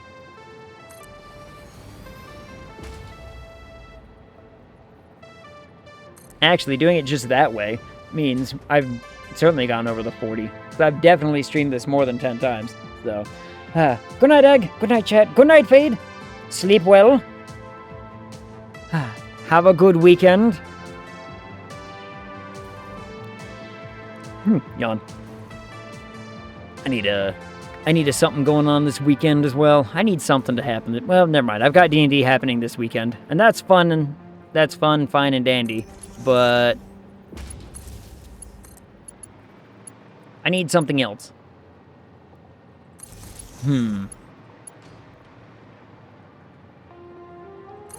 Some sort of treat for me, perhaps. Well, I'm still waiting on hearing back from the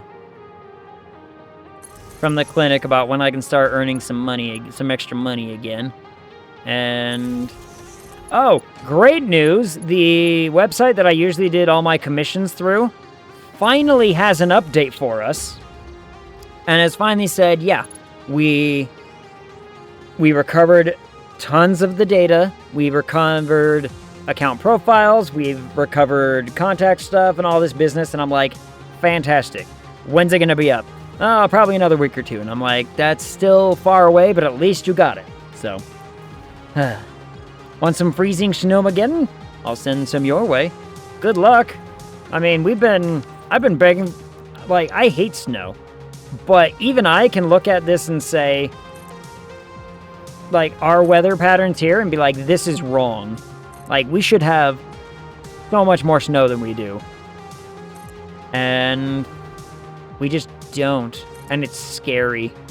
It's gotten to that point of, like, I wonder if the ski resorts are actually panicking right now. Like, I would assume that they are. So, my coworker canceled what mountain he goes to in Utah for snowboarding. Yeah, it's like, there's just not enough. Not enough good snow. There's not enough of any snow. Like, normally, and you could ask him, he'd be like, yeah, like, in years past, has it been great? Dude, it's been awesome. It's like, they get all the best snow, and it works great. It's like, you know, great powder and all that business. This year, it's bad. And I don't know if it's just, I don't know what is causing it. Maybe it's just other elements or whatever, but yeah. It's had the same issue in Colorado this year too, and that sucks. Because Colorado's another one that gets, you know, really good snow. It's a little different than ours because it's not as dry, but they still get a lot. They still get a really good snowpack for all their resorts and everything. So I wonder if it's just hurting. I mean, Texas is supposed to be getting Texas is getting a huge snowstorm coming in. We're talking like the, you know, freezing up the, you know, power facilities all over again and all that business. Like, that's the kind of level they're talking about. So maybe if that breaches through, we might get some. But this is just a bad year for winter, I feel like. I feel like this is just a bad winter year for a lot of things. So, I already messaged Chad about, you know, staying safe during the winter storm, because he lost power to his house for like 3 or 4 days last time it happened. I think it was somewhere around that. Might have been 5.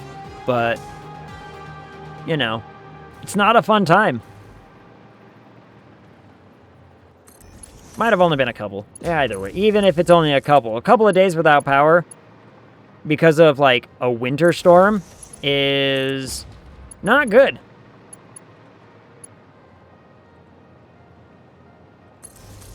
So, yeah. Regretting not purchasing a kerosene heater earlier this winter. I was hemming. Heeing? Yeah. Heeing and hawing.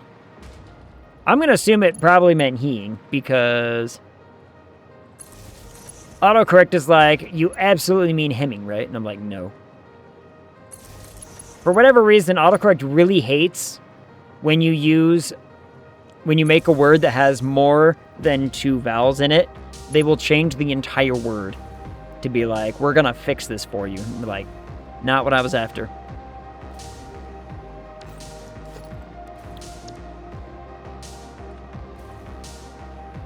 Like, the amount of times I try to just write a ton of O's, be like, ooh, or something like that, right? And my phone is like, oh, did you mean to say, like, you know, this weird, obscure word? And I'm like, no. Like, what on earth are you talking about? Like, I think one time it's like, I just sent a bunch of O's to be like, ooh, that's cool, or something like that. And their autocorrect came back as trying to say, oh, you're trying to say cooking, right? And I'm like, no. Certainly am not. Come on, line, where the hell are you?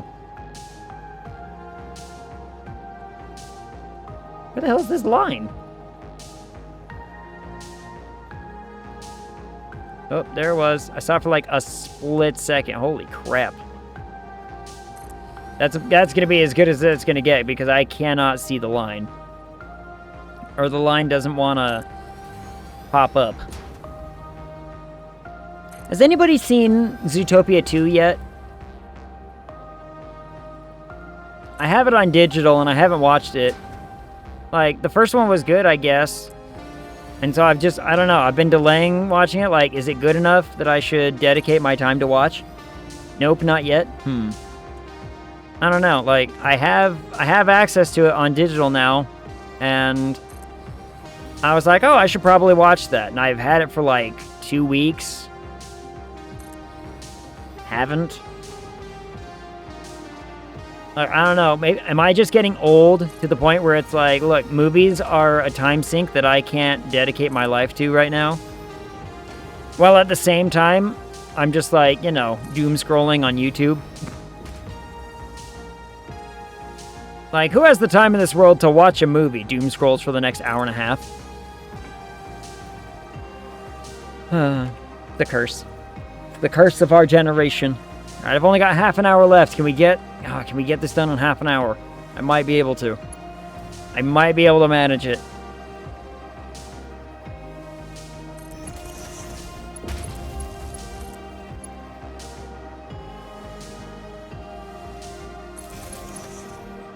I don't know, I mean, all the news articles that talk about the movie are like, it's the highest grossing animated movie ever. And I'm like, that's cool. Is it good? Well, it's the highest grossing animated movie ever. I'm like, that does not quantify it for me. I need a little bit more than that. Like, Avatar was, you know, is one of the highest grossing movies in the world. And if I'm being honest, it's overrated. Like, yeah. Hemming and hawing refers to the act of being indecisive, hesitant, or evasive in speech or action, often to avoid committing to a decision or directly answering a question. Oh, so it is hemming. Alright, I've never heard the term. What interesting. I mean, but then again, I'm not from over there. I am not East Coast lingually inclined. I live in Utah, where if I say the word mountain, you're lucky if I include the T. Might be a Northeast, that's East Coast thing. I would hope so. Like I said, Utah. If I pronounce the T in mountain, you'll consider yourself lucky. Because normally we don't. We just cut it off. Like, here, I'm going to type it in the chat.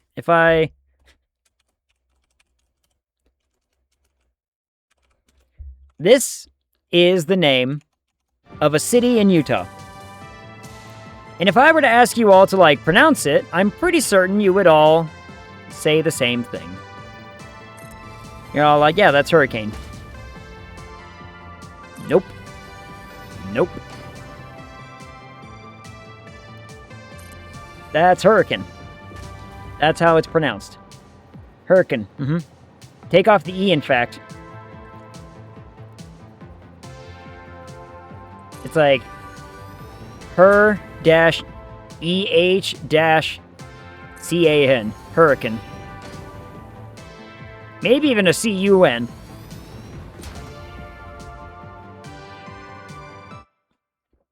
It's like, you know, it's just what we do.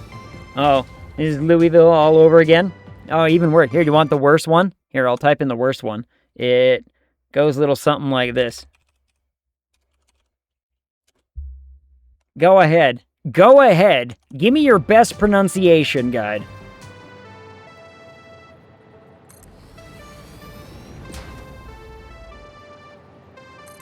Yep. Tool? No.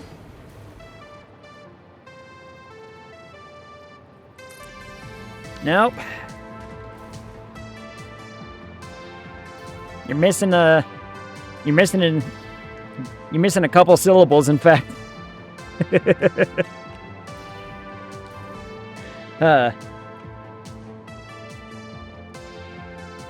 Pretty close, Darkstar. Pretty close. Funny enough, that one's actually pretty close. Where the hell did that go?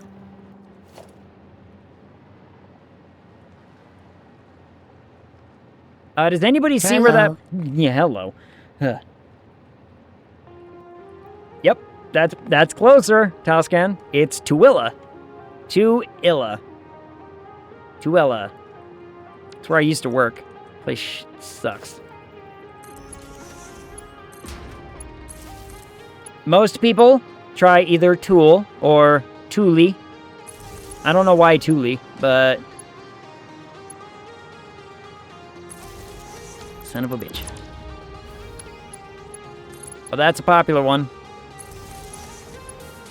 Like... I don't know. We say things weird here. That's all I'll say. We say things weird. Though apparently I'm one of the outliers to my native Utah accent, because people here say creek and I say crick. It's a crick. Be like, oh, that water over there, that's a crick. And people here apparently argue with me, and I'm like, what are you on about? What do you mean that it's not a creek, it's a crick. Crick is not hard.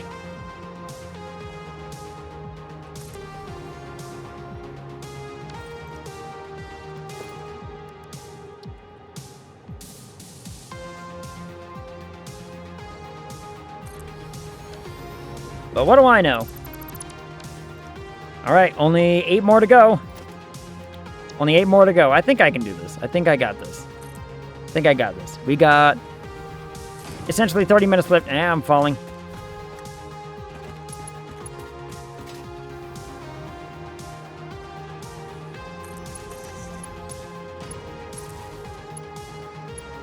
I forgot I gotta build this one as I go, because I need the power.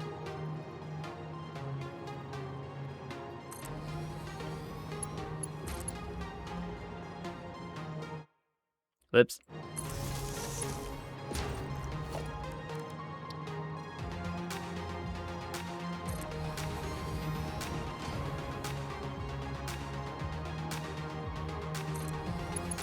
Kind of crazy how fast the power suddenly, like,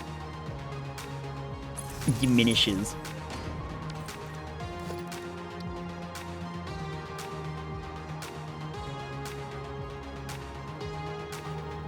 There you go. I was like, come on, just line up.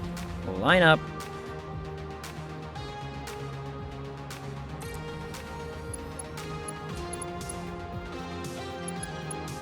Eh.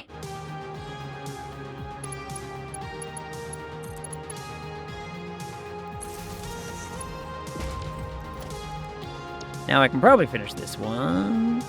Whoop, autosave.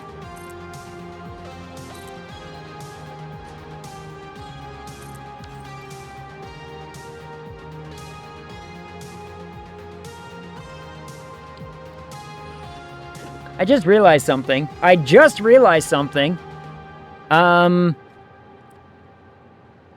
This second stack does not need 6 pipes. It only needs 5. So I have been building too many pumps since right there.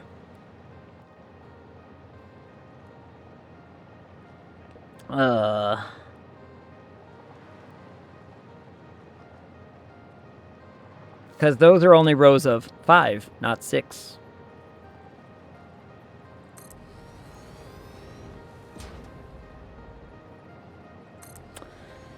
Game ruined. Delete the save and restart. Yep.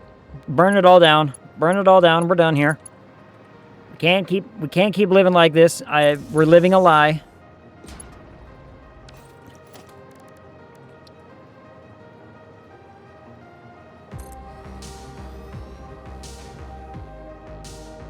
So in other words, I only need to go to here.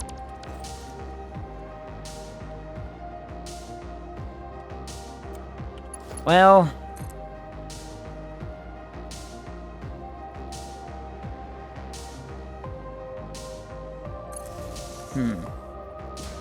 Bean, get the sledgehammers. Bring the hacksaw. Now, I could say... What we could do is we could just say, fuck it, and for aesthetic purposes, we don't give a shit.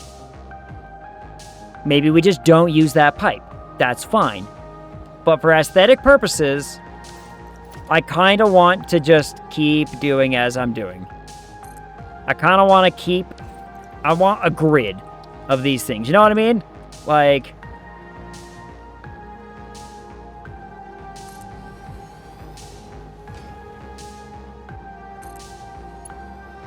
Like, I want to be able to look down here and be like, look at it all. And it's all uniform, it's all neat, it's all cool. I don't know. Call me crazy. I think I'm going to do it. I think I'm going to say, not to mention the fact that I'd have to go through here and demolish more stuff, and I don't want to. So maybe I'll just bring it to a pipe that doesn't go to anywhere. Maybe it just goes up to there and stops.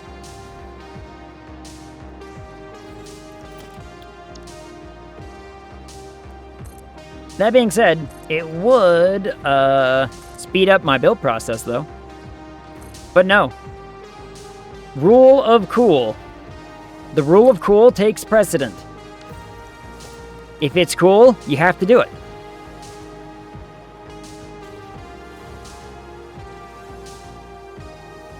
And frankly, I think that it will look better this way.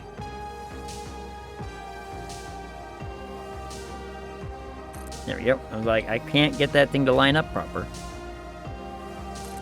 Boop. Boop. Can't remember. I had another thing in mind I was going to talk about. Now I can't for the life of me remember what it was. Oh well. I've been all over the place with my topics this stream anyway.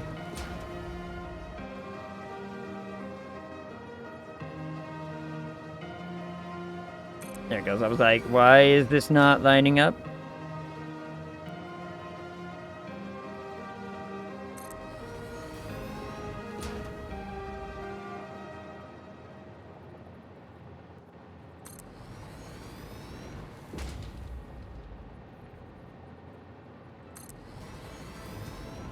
Boop, and then...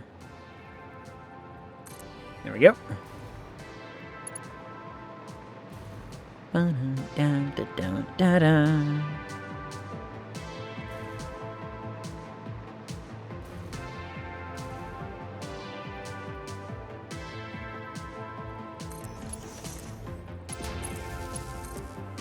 Yeah.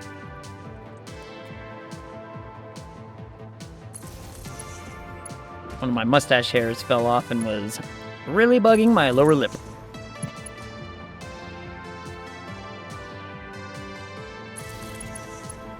I need only a few more rows. And then we can be like, look at all that water. And then on another stream, I'll come in and I'll pipe it all up. We're going to spend essentially like 2 streams down here just working on stuff. Luckily, piping was actually pretty quick. And especially if I get the water tower done first, it could go, you know. Getting the water tower done is going to be really fast. Getting everything connected, I think, is also going to be really, really fast. I'm probably just going to do very, very similar to what I've done in spots before, where it's like just, you know, loop it back and forth. So 1, 2, 3, 4, 5, 6, yep, 7 more.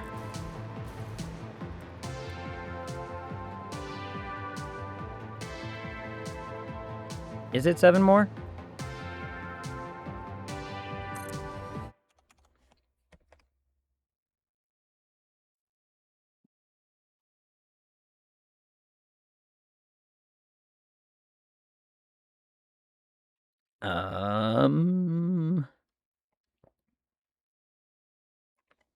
Calculator. Calculator time.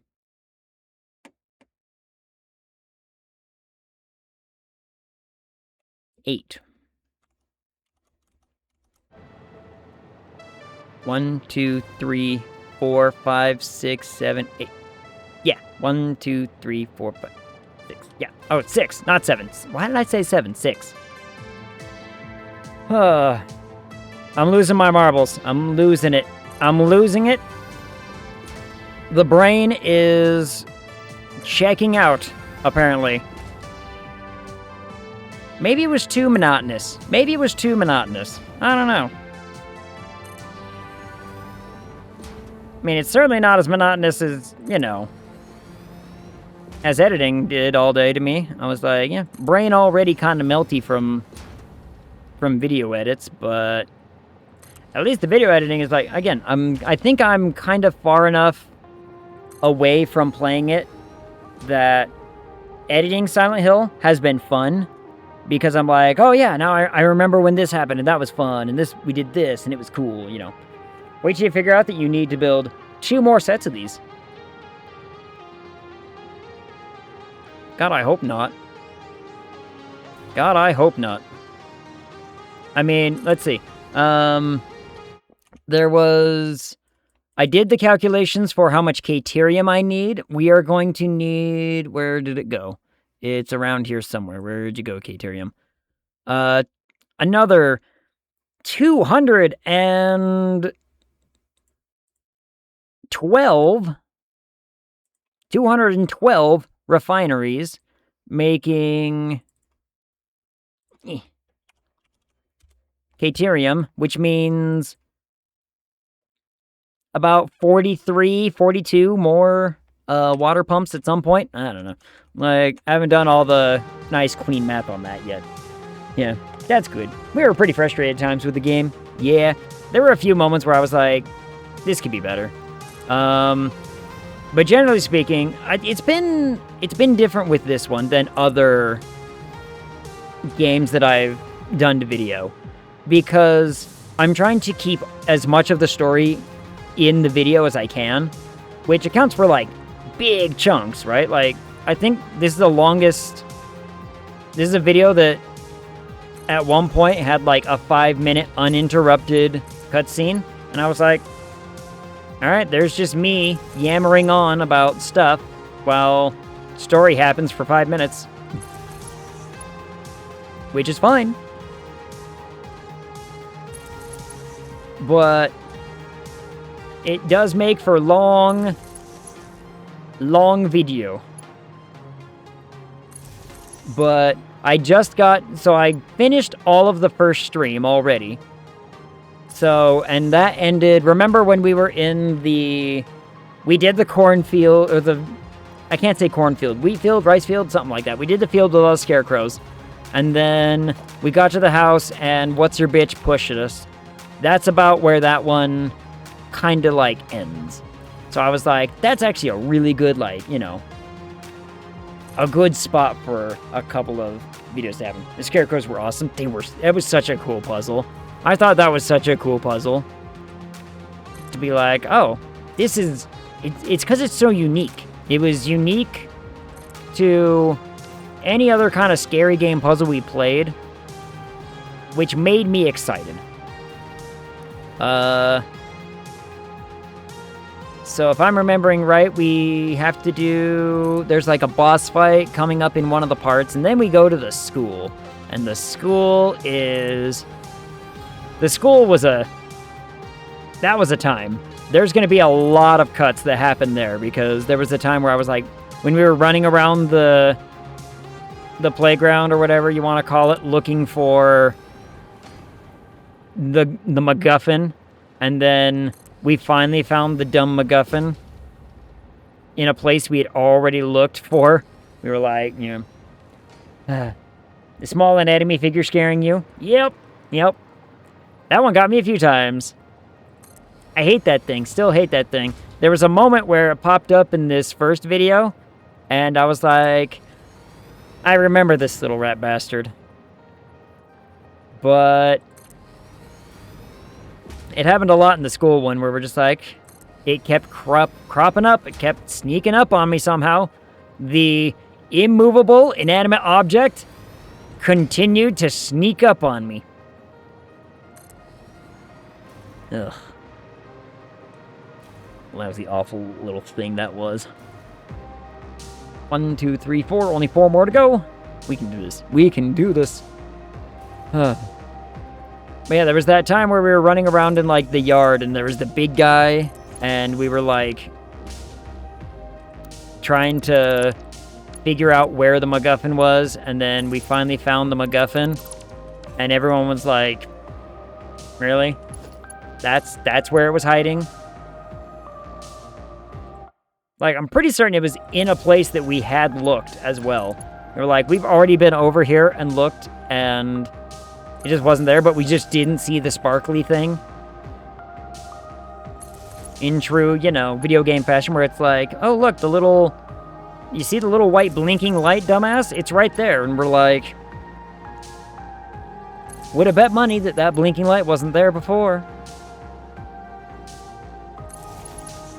But then again, I'm going to have to, like... Oh, well, you know what? During the edits, I'm going to have a chance to actually look.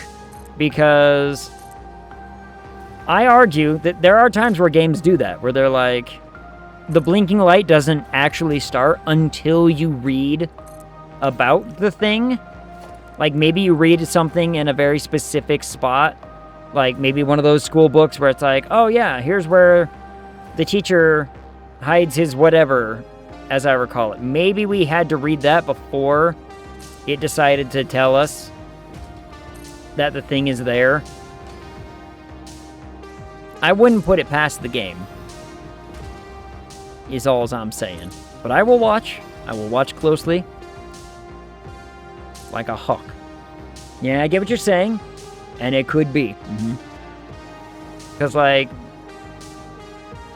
I don't remember when we found that little, like, pamphlet or whatever, but I've seen games do shit like that. They pull shit like that. Mostly, I think, to keep from... It's almost like a trigger unlock, so that way it doesn't spoil certain things. Like, you see a lot in games, especially in, like, open world games, where it'll be like, you know, I walked through this area, how come none of these things ever showed up, or these quest markers ever showed up? Well, because you didn't have that quest yet. Why would we put that there for you to just, you know, spoil the game? Whoops! I hit the wrong button. I accidentally got rid of the thing. So, it could have been that. I wouldn't be shocked if it were.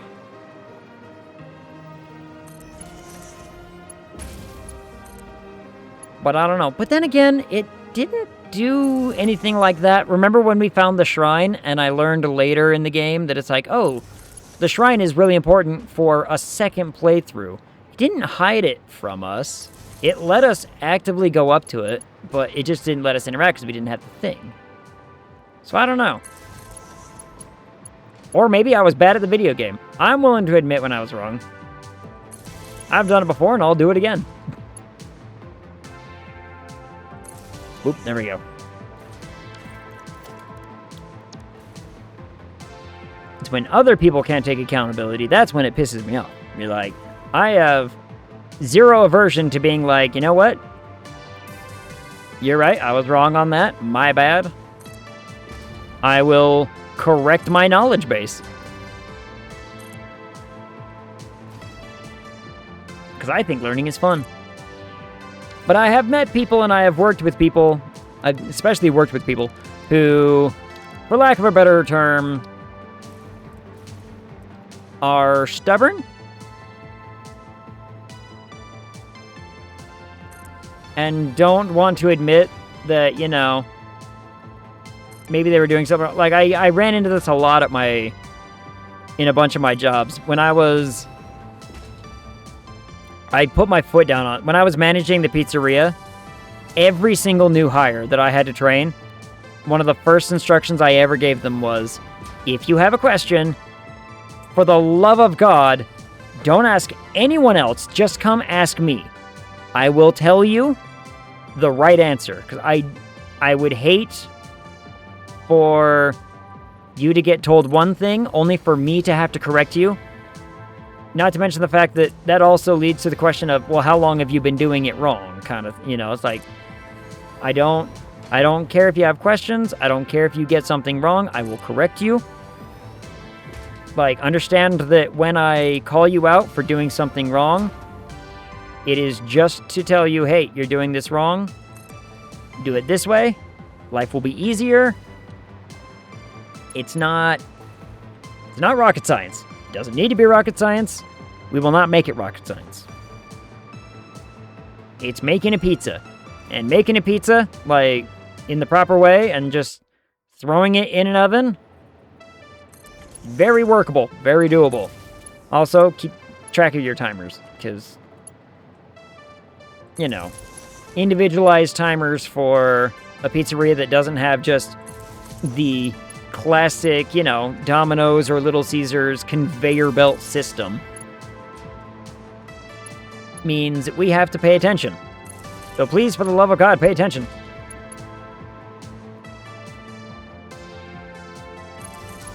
Don't get distracted. Though I want pizza now. Me too, actually. Is there a pizza shop simulator? There's bound to be, right? There almost has to be. Whoa, lemon. There almost has to be. Oh, what up, Nymod? How's it going? How are you? Nymod, you're just in time to see us put on the finishing touches to today's project, to today's build. It's a big one. It's a big one. Ed keeps faking the reaction. How dare you? How dare? No. No. There was a lemon earlier that got me. Or was it? No, it was the daddy that got me. The daddy got me good. Boop, there we go.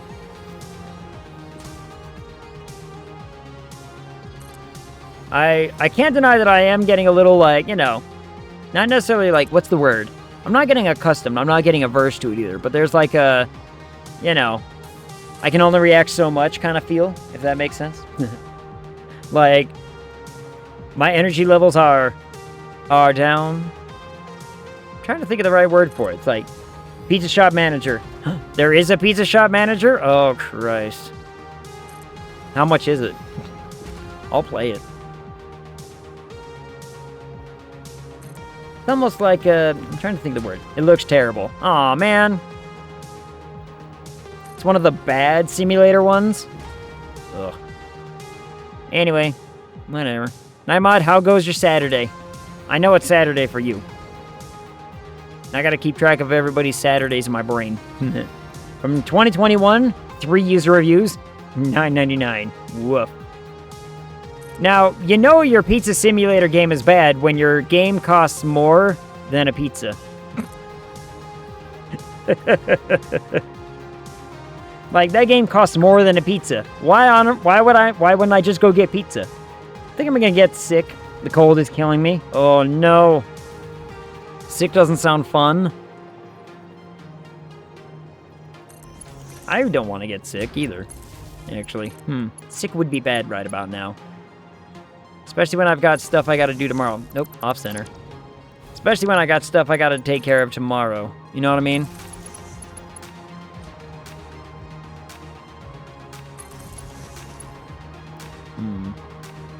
Well, Nightmod, take steps to kick it in the ass first. Drink your orange juice, or just any juice for that matter. Has anybody else seen the... I have been getting the algorithm on YouTube has been feeding me the cast iron juicer.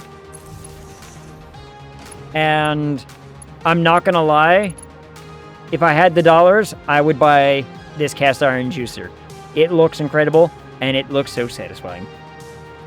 Pizza Shop Simulator from last July. 17 reviews, negative. $1.24. Also looks terrible. We need to make a pizza sim game. Yeah, we do. I would do it. I could do it. We could make it. We can make it happen. It's probably Unity. Unity is where most of the simulator games come from. So, know anyone that would volunteer to feed me goth baddie juice? Volunteer? No. Pay? Yes. As weird as that sounds, I know people who would probably do it for money. But, you know, I understand that money be tight and you can't just go throwing money away at goths these days.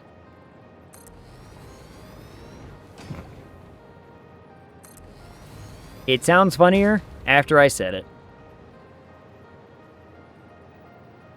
There we go. Alright guys, we're on our last one. I've got like only a few minutes. I got a few minutes and I can make it happen. It's gonna be wonderful. Place. Place.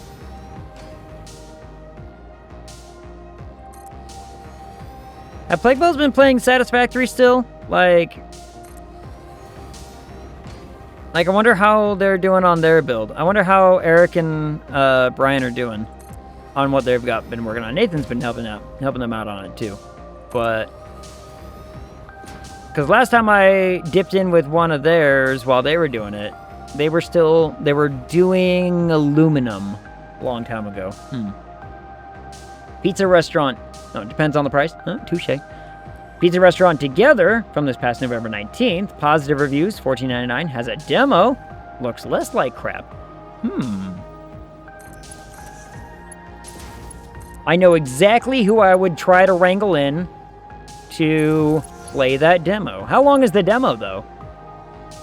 Depends on how long the demo is. If the demo is long enough to fill a stream,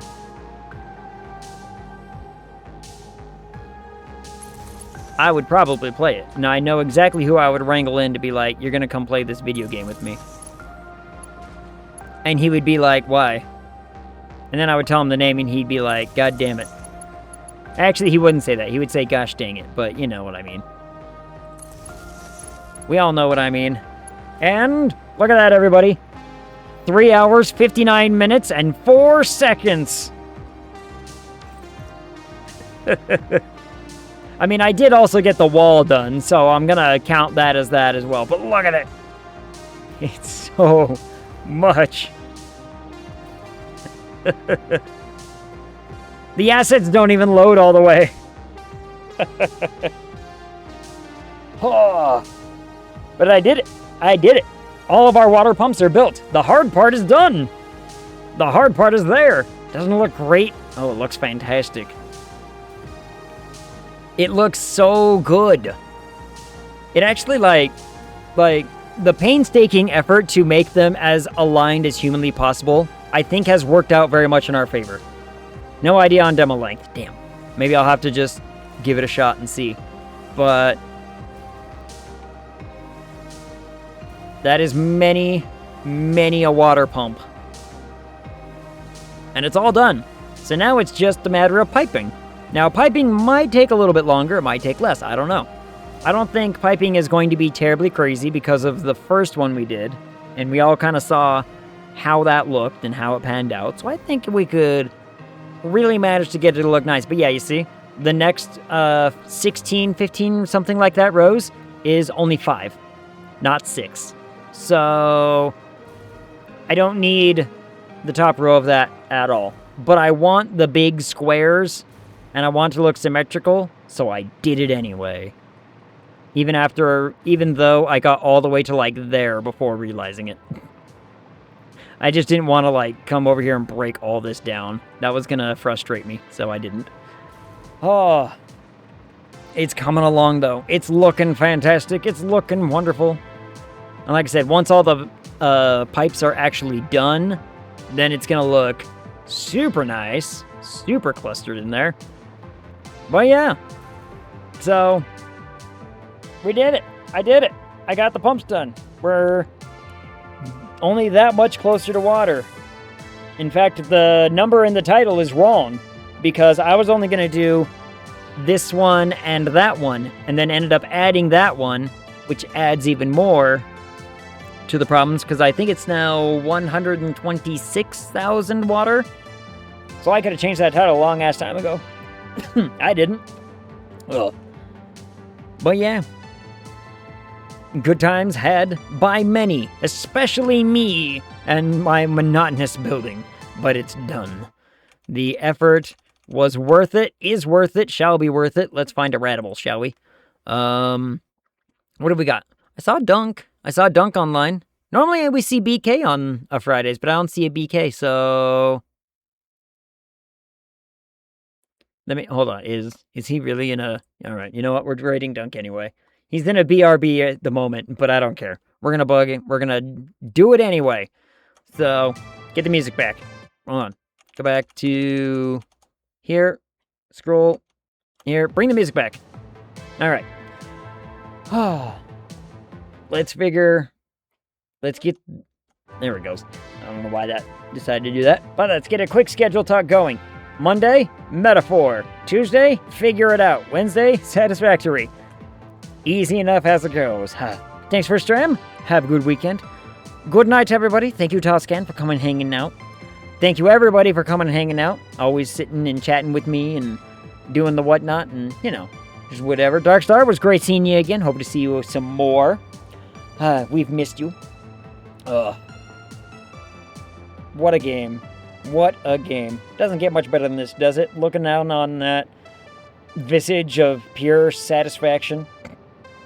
I don't have a whole lot else to say. It is pleasing. Like, there's something... Again, there's something very satisfactory about it, right?